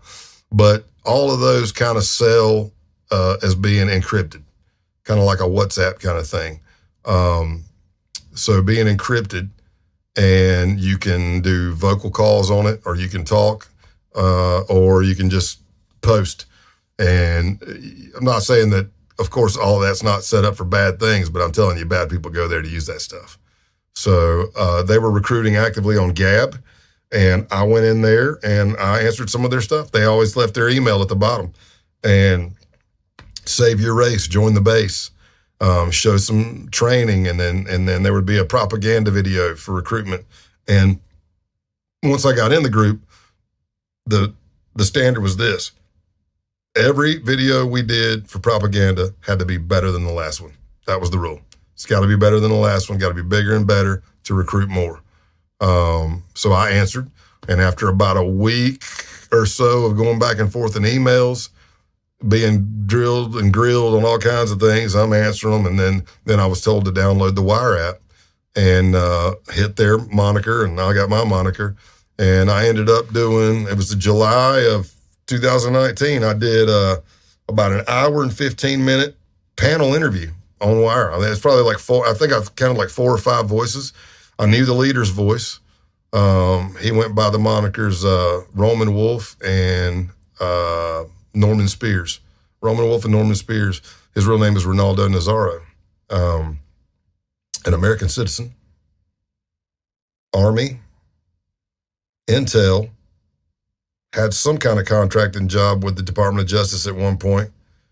Villanova grad, but somewhere in there took a radicalization turn, and now resides in St. Petersburg, Russia.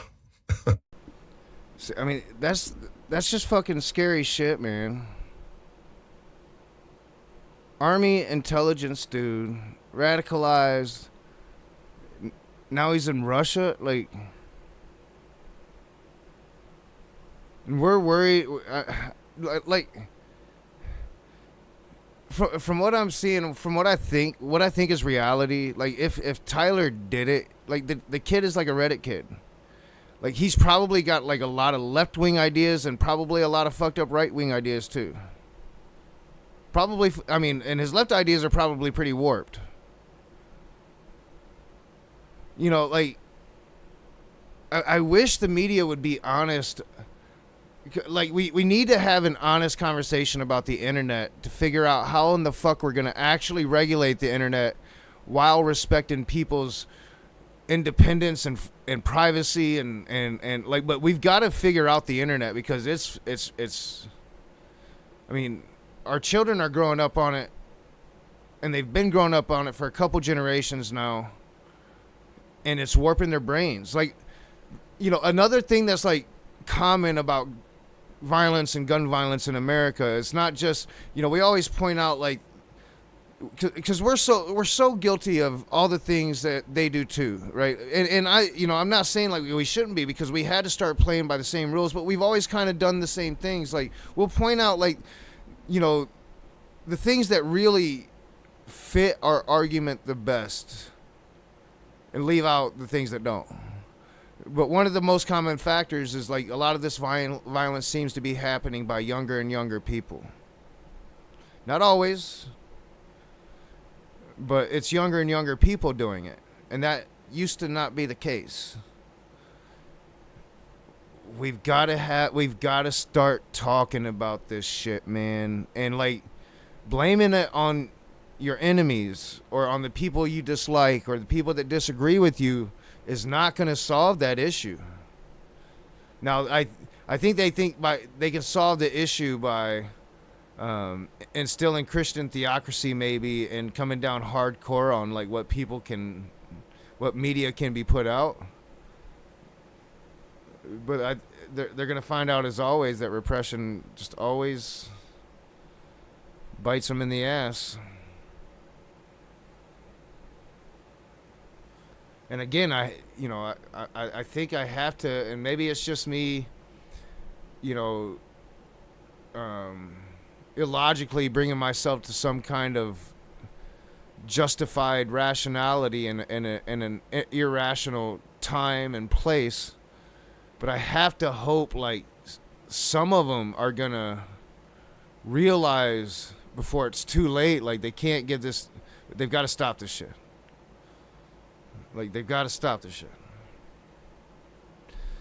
Like, this is terrifying. This is what we should be looking at. Now, not saying, like, if it is an actual, like, left-wing group that organized a hit on Charlie Kirk, we need to find that group. We need to find that group. But if it was a right-wing accelerationist group, we need to find that group.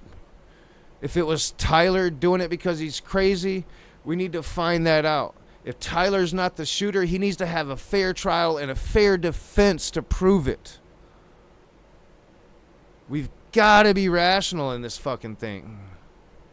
With a Russian wife and Russian kids, and I would bet, even though I'm retired, I would bet he's still on a no-fly. Yeah, I pretty much decided it, I think. Messenger reveals. Probably Saturday. I'm going to set it up. 3, 4 in the afternoon we'll start. Wait, Friday. Friday, I work Friday, but I'm off the next day, and I think that'll be the better day to have it. Yeah, I think Friday. So I'll set it up for Friday, which is what? Like, we're Tuesday, so a couple days. List. But yeah, they would always say, well, he's not the leader. There's no leader in the debate. He's clearly the leader. I mean, he was the leader. I mean, he would hit me on the side. You've been a great asset to the ranks. You're really killing it out there. And, had we not uncovered things, we might have pushed it farther and maybe be my own cell leader or something. I don't know. But we started uncovering murder plots and crazy. I mean, they were saying crazy stuff, but again, saying crazy stuff, you got to kind of get really specific on, like, I'm going to kill you kind of thing in a text or an email. That's a little more direct. And now I can say, yeah, you're clearly threatening me now. But just to spew hate, I mean, you can walk out in the street and say, I hate every racial slur you want. So you're sitting there, you're listening to all this crazy rhetoric, and sometimes there might be some alcohol, sometimes not. And now you're starting to hear, like, when the boogaloo happens, I love my parents with all my heart, but I'm going to have to ask the question, are you fascist? And if the answer is no, that automatically makes you anti-fascist, and the penalty's death. I may very well have to put a bullet in the back of my dad's head. You fucking hear that shit? When B-Day comes, when the boogaloo happens, they're planning this shit, man. When B-Day comes, when the boogaloo happens, I'm going to have to ask my dad, are you a fascist? And if the answer's no, I'm going to have to kill him. Because they have to kill It's not Antifa. They have to kill the anti-fascist ideology. It's the only way they survive. They learned that the hard way. The whole world turned against them. The whole fucking world turned against them. That's why they call it a world war. You know, like the whole fucking world, man. And we were part of that. And these people, they're here. They're among us. They're all over the world now. And they're ready for whatever the fuck this B-Day is. And if you don't say no to that question, it's fucking death.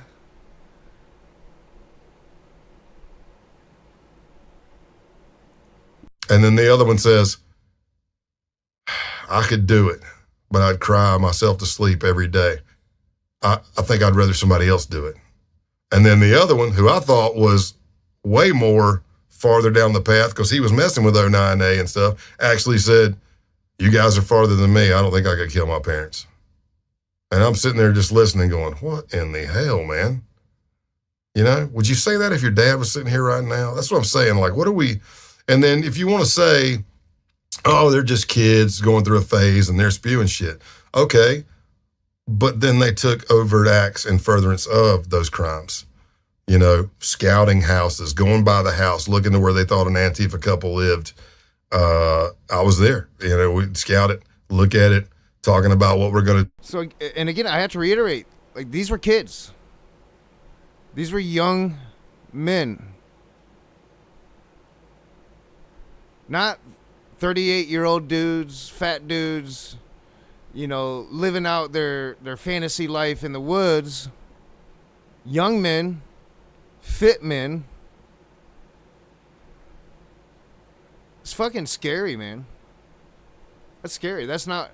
I mean, if you've ever done any research on Boogaloo Boys, it's more... and Proud Boys, it's more of a young man movement, even though, like, leadership tends to be, like... early 30s to late 30s, early 40s. But Boogaloo's a fairly young movement. And it's of all the like groups that I've studied a little, it's the one I've studied the least. Because there hasn't really been much information on them. The one thing that's known about them is they'll like shoot at police officers like out of nowhere.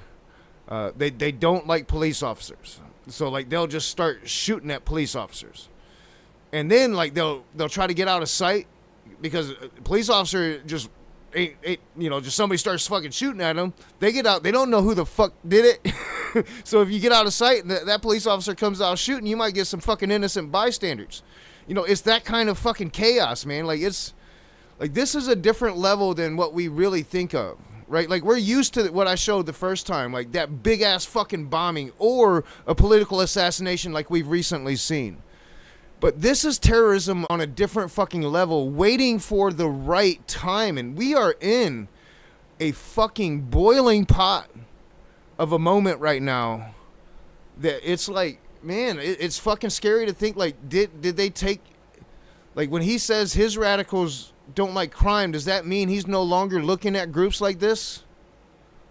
Because that's terrifying.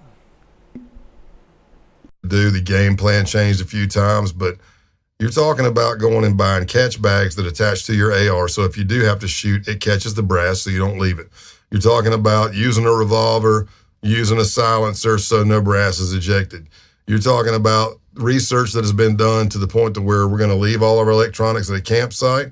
We're going to go to a pay-by-the-hour motel. We're going to scrub ourselves, make sure there's no dead flake skin that can come off, Vaseline on facial hair, balaclavas so nothing drops. Like hazmat, you're going to tape your sleeves to your gloves, your pants to your boots. And the eventual plan was four of us were going to enter. One was going to stand guard at the front bay window, while me and the other one, I was requested to go and help murder everybody. And it didn't matter if there were kids or animals. They didn't care. And then we're going to set the house on fire and burn it to the ground. That was one. The other plot was with the Maryland kind of Delaware crew, and that was the one on the gun rally. But those guys, the Baltimore FBI unbelievable case agent, Rashid Harrison. He was working it so hard out of Baltimore and the case team in Seattle and everywhere else. Everybody was busting their tail, but they got a Title III wiretap, and they were watching these two guys in their apartment and listening to the conversations there. Holy cow. Like I thought some of the stuff I heard them say was crazy, like when I was there, but the stuff they were coming up with on their own in an apartment, I was like, dude, I mean, the dude's got a 6.5 Creedmoor with a $6,000 thermal scope. They made a ghost gun for the Canadian who had absconded here illegally after being found out of being a white supremacist.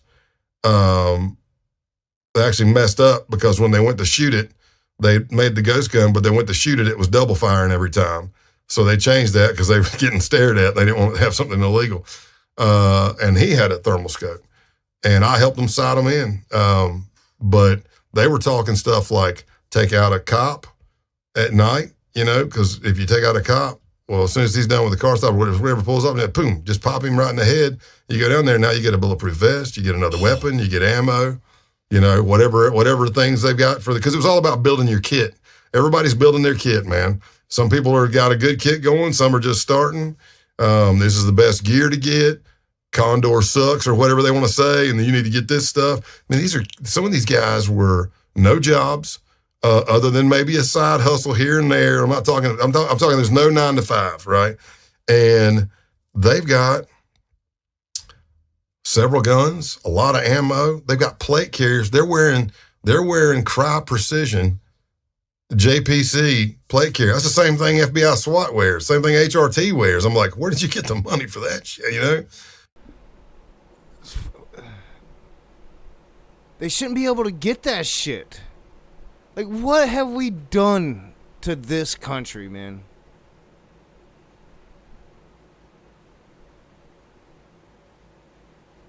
We, our parents,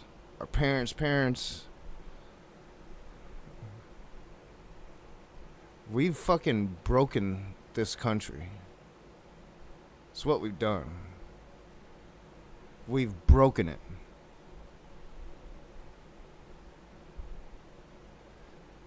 And the problem is, most of us, we go around, we don't know, most people don't know anything about this. Most people don't. I, like you guys, and like so many more in this internet age, have become cursed with knowledge. And we have bad faith motherfuckers with power and influence trying to use that curse against us every minute of every day, and algorithms and evil fucking thoughts. Christians are half right when they say we've broken, like this world is fucked up. It's not what it's supposed to be. It's just that they want it to be kind of worse.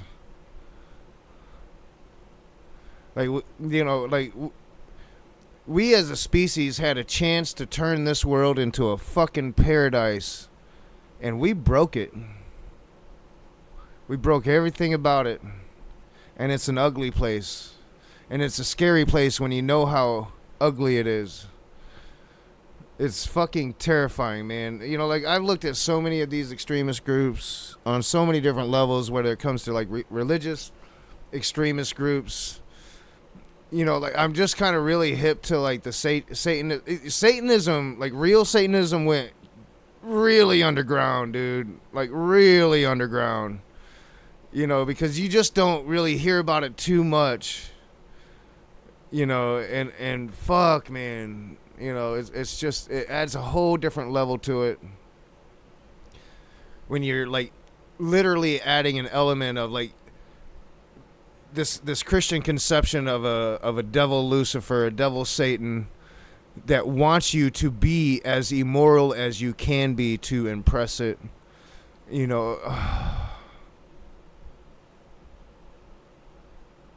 It's fucking scary shit, and it's the real threat to America. Not to take away from a left-wing threat. Like I said, man, Tyler turns out he got into some fucking crazy shit, and it's a complete, like, he turns out to be like a fucking anarcho communist, maybe like a hardcore tanky, you know, right? And he's part of an organization that kind of assisted him, helped him plan, maybe helped him escape.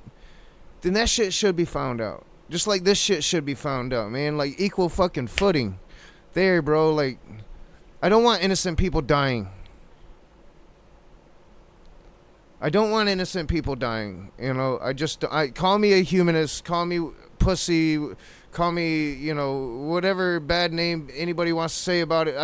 I don't want innocent people dying unless there is no other recourse.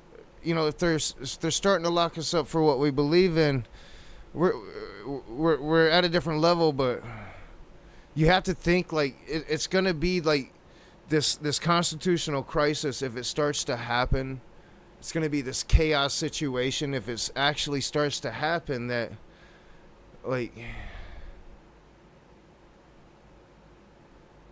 I think we're really beyond trying to. I don't know. I don't know. I don't know. But, like, we should be looking at this. We should be aware of this, because most of us don't know. Like, there could be people on the street at any given time ready to start some chaos, man. Ready for the Boogaloo Day, B-Day. And what is Boogaloo? Like, what? Why such a goofy fucking name? That's the one thing I've never understood about it. I don't understand the Boogaloo name. Oath Keepers you get, right? Like Antifa you get. Like, a lot of these groups have, like, names, like Ku Klux Klan. That's a name. Boogaloo? Like, what the fuck is that?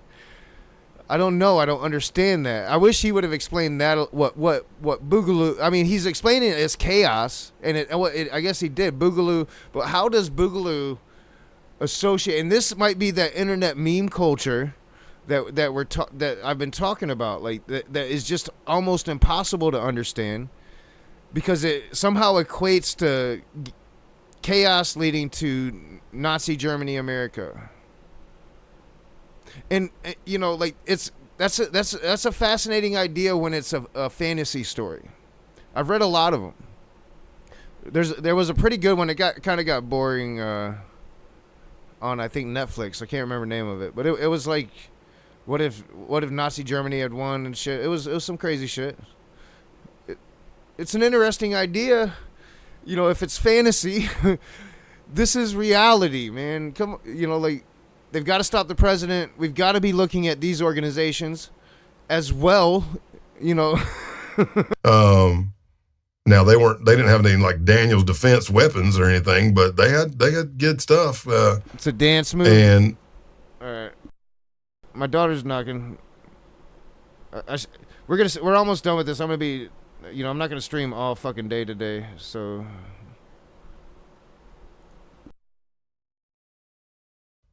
You see all that and all that planning, and then we were able to collect evidence of them doing acts in furtherance of, to appease the local solicitors or DA's office and the United States Attorney's office. And we ended up taking it down like the week of the 17th in January of 2021. Is that right? You know, and like, Donald Trump isn't worried about these people. There's a nail on my wall. So my walls are white up here, and there's a nail in it. And, like, somehow I think sunlight is coming down. It's bouncing off this white wall up to there and hitting that nail, and I'm seeing a shadow out of the corner of my eye. I'm like, what the fuck is up there every time? And it's like, oh, it's that fucking nail. So, like, Donald Trump is more worried about George Soros than these guys. He wants to build a RICO case against George Soros and not these guys. Like, what? Well, we did build a case against these guys, but like, there's still a lot of these guys out there. Right? 2020. No, 2020. Sorry, COVID year. COVID was already here. Nobody was calling it COVID yet. It was 2020. Angels. Yeah. So 2019. That was only a 7-month case for me, but it was a fast-paced. I'll show you. Like, if I don't have the windows covered up, especially like Michigan's been like super bright, and like, so I shaved my head, so my head is like kind of burnt and peeling.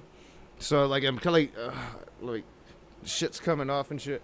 But like, oh my gosh, that's really fracking bright. I have to keep them covered up. But this particular one only goes down like 3/4 of the way.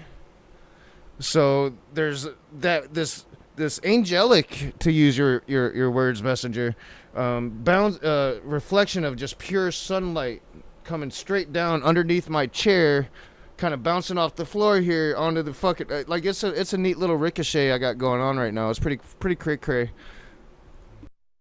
Almost 24/7 case, because the more people you identify, the more cases are being opened, and they're being opened all over the United States in different field offices. So once a month, we would get everybody, case teams and everybody on one call. There was over 100 people on the call, and you're dealing with overseas. I've done it before. Does it give what the Boogaloo is? Yeah, I can do that real quick. Because, yeah, it's like kind of driving me, like, it's always kind of driven me crazy. But I never had like the AI shit doing it for me, though. That I do have to say that's like an interesting feature. I don't mind that feature. Please, AI, don't kill me. If your friendly neighborhood atheist heard that, he'd be really mad at me. What am I Googling? Boogaloo Boys.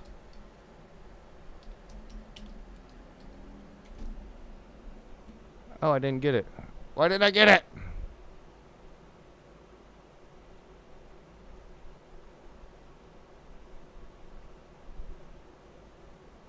Gave me Wikipedia.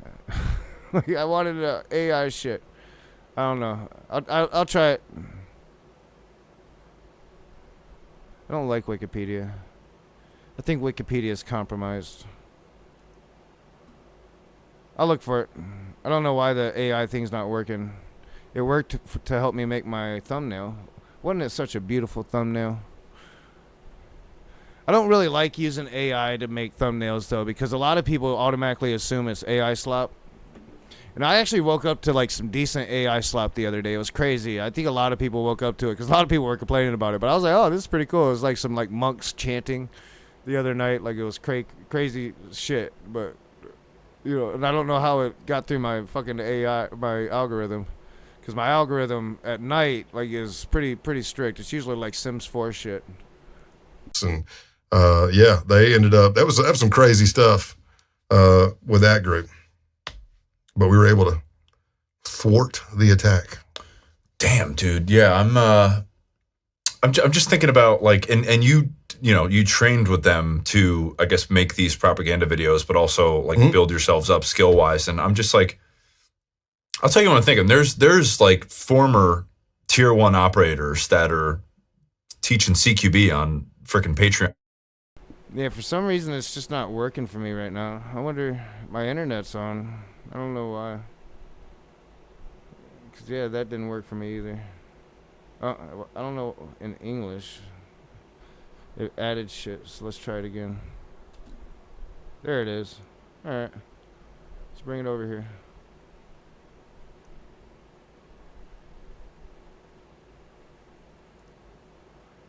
All right. So, Boogaloo has several distinct definitions, including a 1960s music and dance genre that fused Latin styles with R&B and soul. So it is like a dance move and a freestyle street dance style similar. See, I've never been a dancer. Every time I've danced, people told me I look like Lurch from I think it's Addams Family. I'm like, so and when that happens and you kind of look like Lurch from you're really unfortunate with like this big egghead and these really big ears and shit. Yeah, I mean, it doesn't make you a very confident dancer. A lot of wiggling movements. Yeah, that's not me. That's not happening.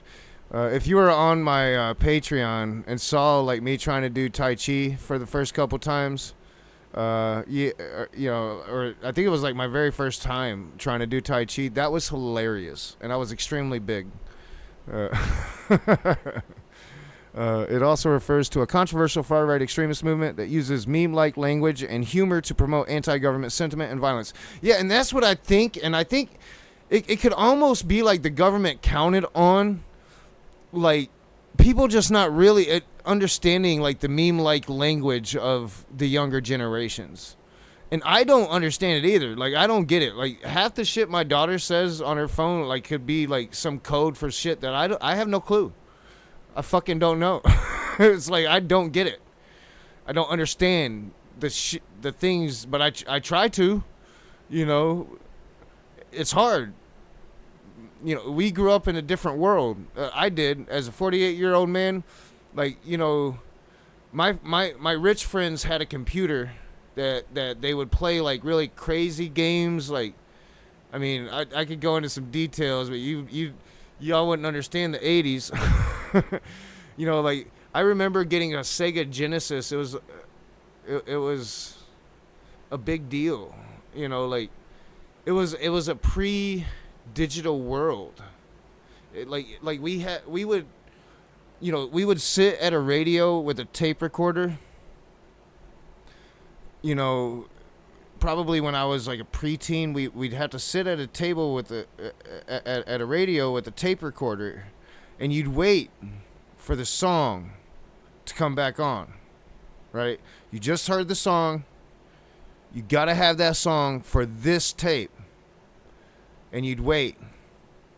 And you'd wait. And you'd wait. You know, that was the world we grew up in. These kids, man, they're growing up in a fucking different world, dude. You know, a different world. And the people that grew up in that world are learning how to manipulate it.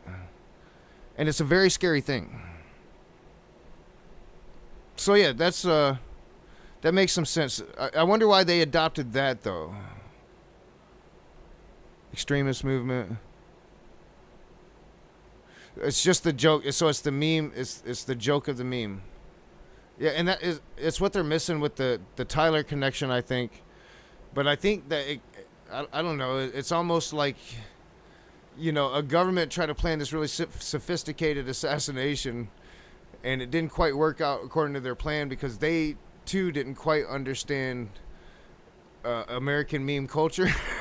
But I'm not leaning it. That could be any government if it was like some government trying to start a civil war in America.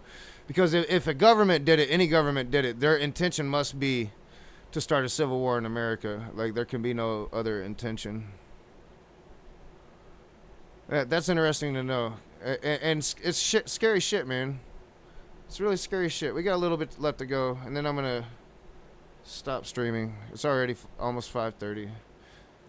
Around these days, like, how good were they? Like, now that I'm sober, I need sleep. Like, back when I was drinking all the time, as long as I got like 4 hours of sleep to kind of sleep it off a little bit, I functioned as an alcoholic. But now that I'm sober, I gotta have 7-8 hours of sleep, or I'm a zombie, dude, man. I'm a broken human being that can barely function. Like, tactically, and well, the first time I met them face to face, and I got checked face to face, and they almost found the tracker. Like, in the first 2 to 3 minutes, they almost found the tracker on my truck. I was like, what the heck? Another little scary moment. But he missed. Luckily, he stepped away, and I lived to fight another day. But the next day, we did firearms and tactics training. It was led by a 19-year-old kid. No military. His dad took him to the gun range, apparently, and maybe gaming. But it was good. I'm lead tactical instructor, not saying I'm something awesome. There are people all over the United States that got my skill set and better. But if you've had that training and you're an instructor, you can do that. Of course, I wasn't instructing them. I let them teach me. You know, I'm not going to help them get better either because that's not smart, right? But yeah, we're out on a 100-acre property shooting submachine guns and pistols. And I'm like, I hope they don't turn. You know what I mean? You're like, and I'm like watching from the back Because when it started, I'm like, the instructor in me, I'm like, I'm sitting in the back because I don't know what kind of. I'll tell you, the guy, the cell leader, Luke, and Pestilence was the 19-year-old. There, I was pleased to see that their range safety was good. It was good, and I was like, okay, I feel a little better about shooting with these guys at least. And but I'm talking about just quick firing and quick, not necessarily quick peaks, but it made me think several things. It made me think when I went back to the office to run the FBI's training, I told everybody, I'm like, y'all need to, I know we tell you to take it serious, but I just spent 4 days or 3 days with this violent white supremacy group and a 19-year-old led carbine training, and it was good. I said, it's not the best, and I did see some things they messed up on, but they could probably get the drop on a lot of average Joes. So it's just like, dadgum, man. And then you start uncovering more and more. But yeah, that was it. It's all about training, preparing for the Boogaloo, building your kit, your belt, your ammo, your uniform. I mean, that's just fucking terrifying. That's just fucking terrifying. There's a little bit more, but I gotta try to stop. Or I do want to talk about left wing. So I do have the AI overview up. I just did a quick search. I really want to. I've done it before. Like I've looked in because there was this like, I think it's called the Creative Movement, something like that. It's like this atheist white nationalist group that I've covered from time to time, and I wanted to catch up on them. But look into. All right, so they want to talk about left wing extremist groups. Let's get knowledgeable about them, right? Like. Understand them, understand what they are, if I should defend any of them or not. So that's something that I plan on doing. So I did like far left domestic terrorist groups. So what it's telling me is terrorist designation for domestic groups is complex, as the U.S. government does not officially designate domestic terrorist organizations. Instead, federal agencies track various far-left extremist movements and the individuals associated with them. Modern far-left extremism is often decentralized and organized around broad ideologies rather than formal leadership structures. Prominent far-left extremist movements. Some of the far-left extremist movements recently tracked by counterterrorism agencies and researchers include anarchist violent extremists, AVEs. These individuals in small localized groups reject state authority and capitalism. While the ideology has a long history, recent AVEs have engaged in opportunistic violence such as targeting law enforcement and private property during protests. So according to this, and anarchist extremist groups are out there and they're considered left-wing. I always thought that was kind of more apolitical, but I could be wrong about that. I should probably look into that. I know I've talked to people that consider themselves anarchists. I've been in left-wing circles where anarchists were, for sure. Antifa, this is an ideology and a loose movement of anti-fascist activists, not a single centralized group. Its adherents have gained attention for their clashes with far-right groups and property destruction during protests. They have no formal structure, and involvement is based on a broad opposition to fascism. So yeah, I mean, it's like Antifa, they're gonna punch a Nazi and they're probably gonna cause some property damage while they punch a Nazi. That's kind of what they do. So the Black Bloc. Now the Black Bloc is an extension of Antifa. It's not gonna say it here, but I know that for a fact. Back when I used to fuck around with Antifa, I never was like an official part of Antifa, but I went to a lot of protests and Antifa would be there. I knew a lot of Antifa people back in the day, and I've always kind of associated myself as anti-fascist. Like, I hope to think, come Boogaloo Day, that I have the gumption, if I'm, asked the question, that I will say yes.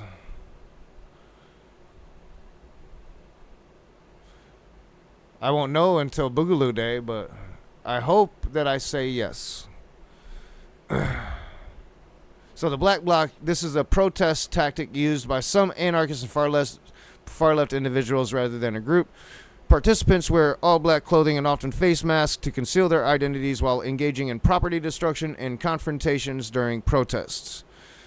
Jane's Revenge, an autonomous network that emerged in 2022 following the overturn of Roe v. Wade. It has claimed responsibility for vandalism and attacks anti-abortion clinics. Special interest extremist groups like the Animal Liberation Front and the Earth Liberation Front are categorized as far left for their campaigns of eco-terrorism.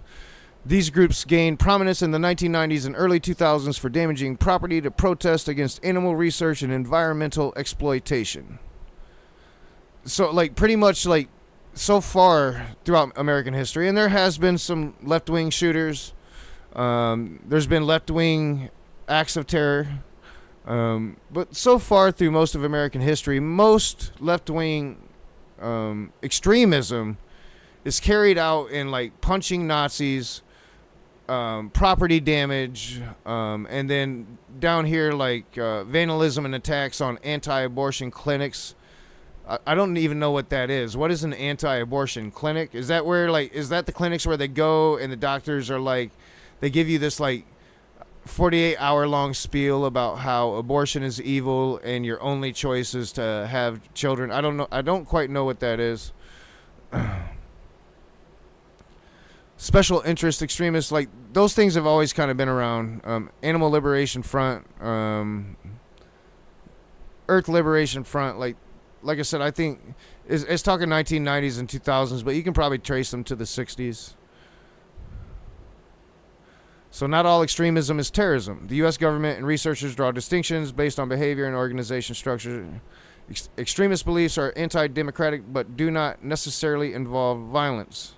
Terrorism is defined as premeditated violence by non-state actors intended to coerce or intimidate a population to achieve political goals. So, what it's saying, and it should just be like kind of common sense to everybody there, is that, you know, just because you end on the far end of the spectrum in these quote-unquote extremist areas, because it's kind of a wide range of that far end of both sides of the spectrum,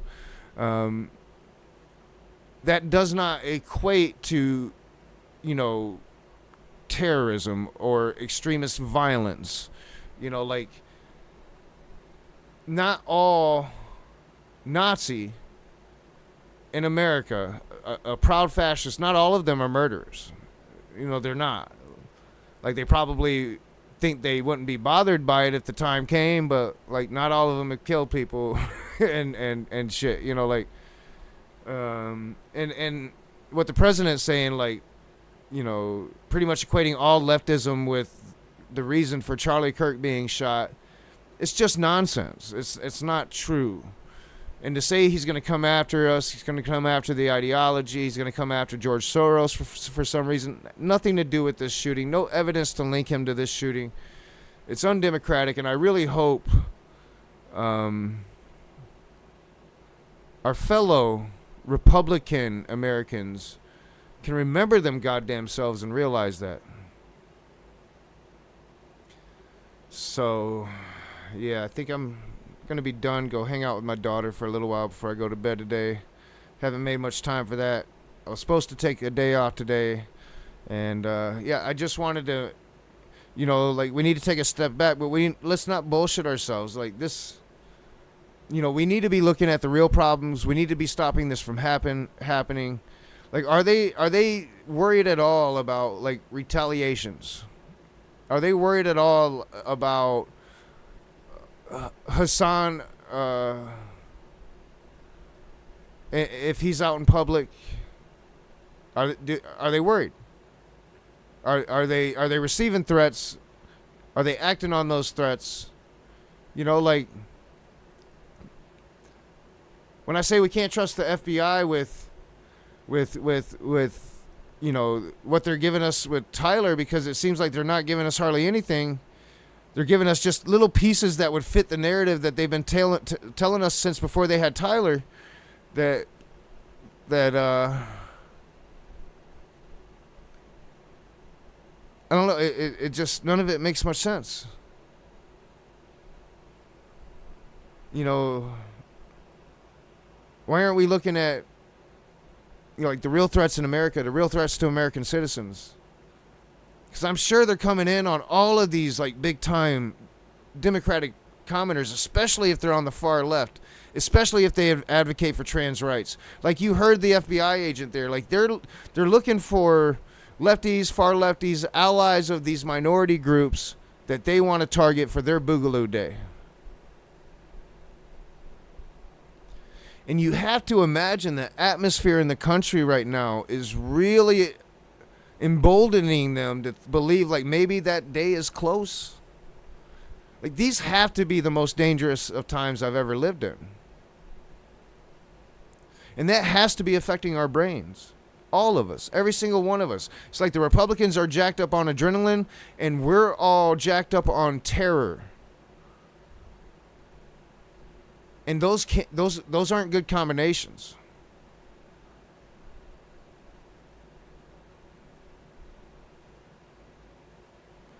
Are they? So yeah, I want to know if he's saying he's not the shooter. We have this country's innocent till proven guilty. Is this kid gonna make it to trial? God, man, this is. Who needs soap operas when this is life?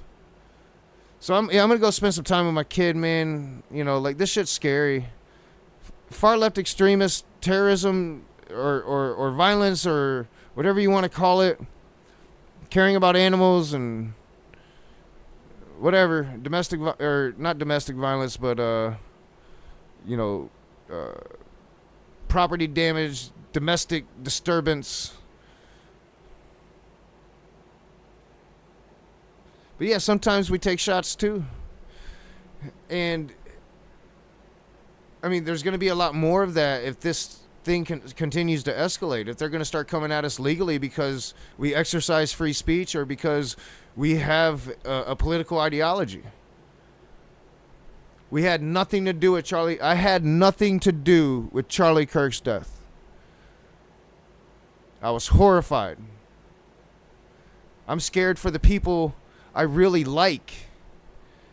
The people I watch on a daily basis, man. I don't want any of them to be hurt. I don't want any of the other side to be hurt, who I might make videos talking mad shit about. I don't want them to be hurt. I don't want us to come to that.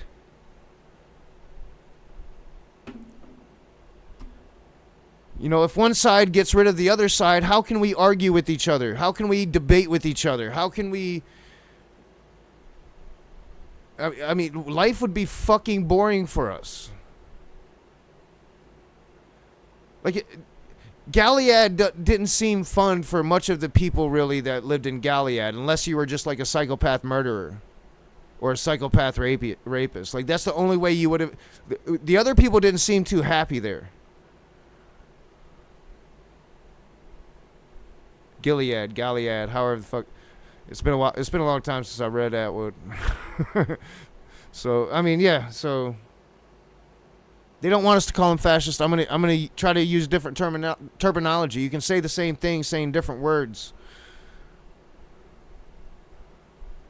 But are they gonna stop saying they're gonna arrest us? Are they gonna stop saying they're gonna exterminate us, our ideology, from the earth? Are they gonna expect us to say no when they ask us the question, "Are you fascist?" Is that the only time it's allowed to be asked, when they ask us the question? Because it seems they're getting closer and closer to that. They're not looking at that, or they're not concerned about that. And we live in that world now, man.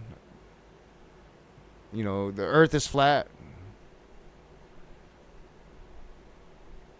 The round earthers are insane people. The anti-vaxxers were right. We should have been dying all along.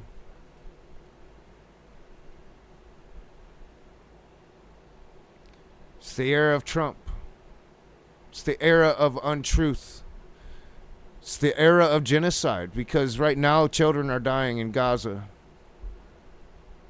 And Trump's talking about, hasn't he been wonderful when it comes to peace in the Middle East? Isn't the problem being taken care of right now? It's disgusting. It's disgusting. But this is the world we live in.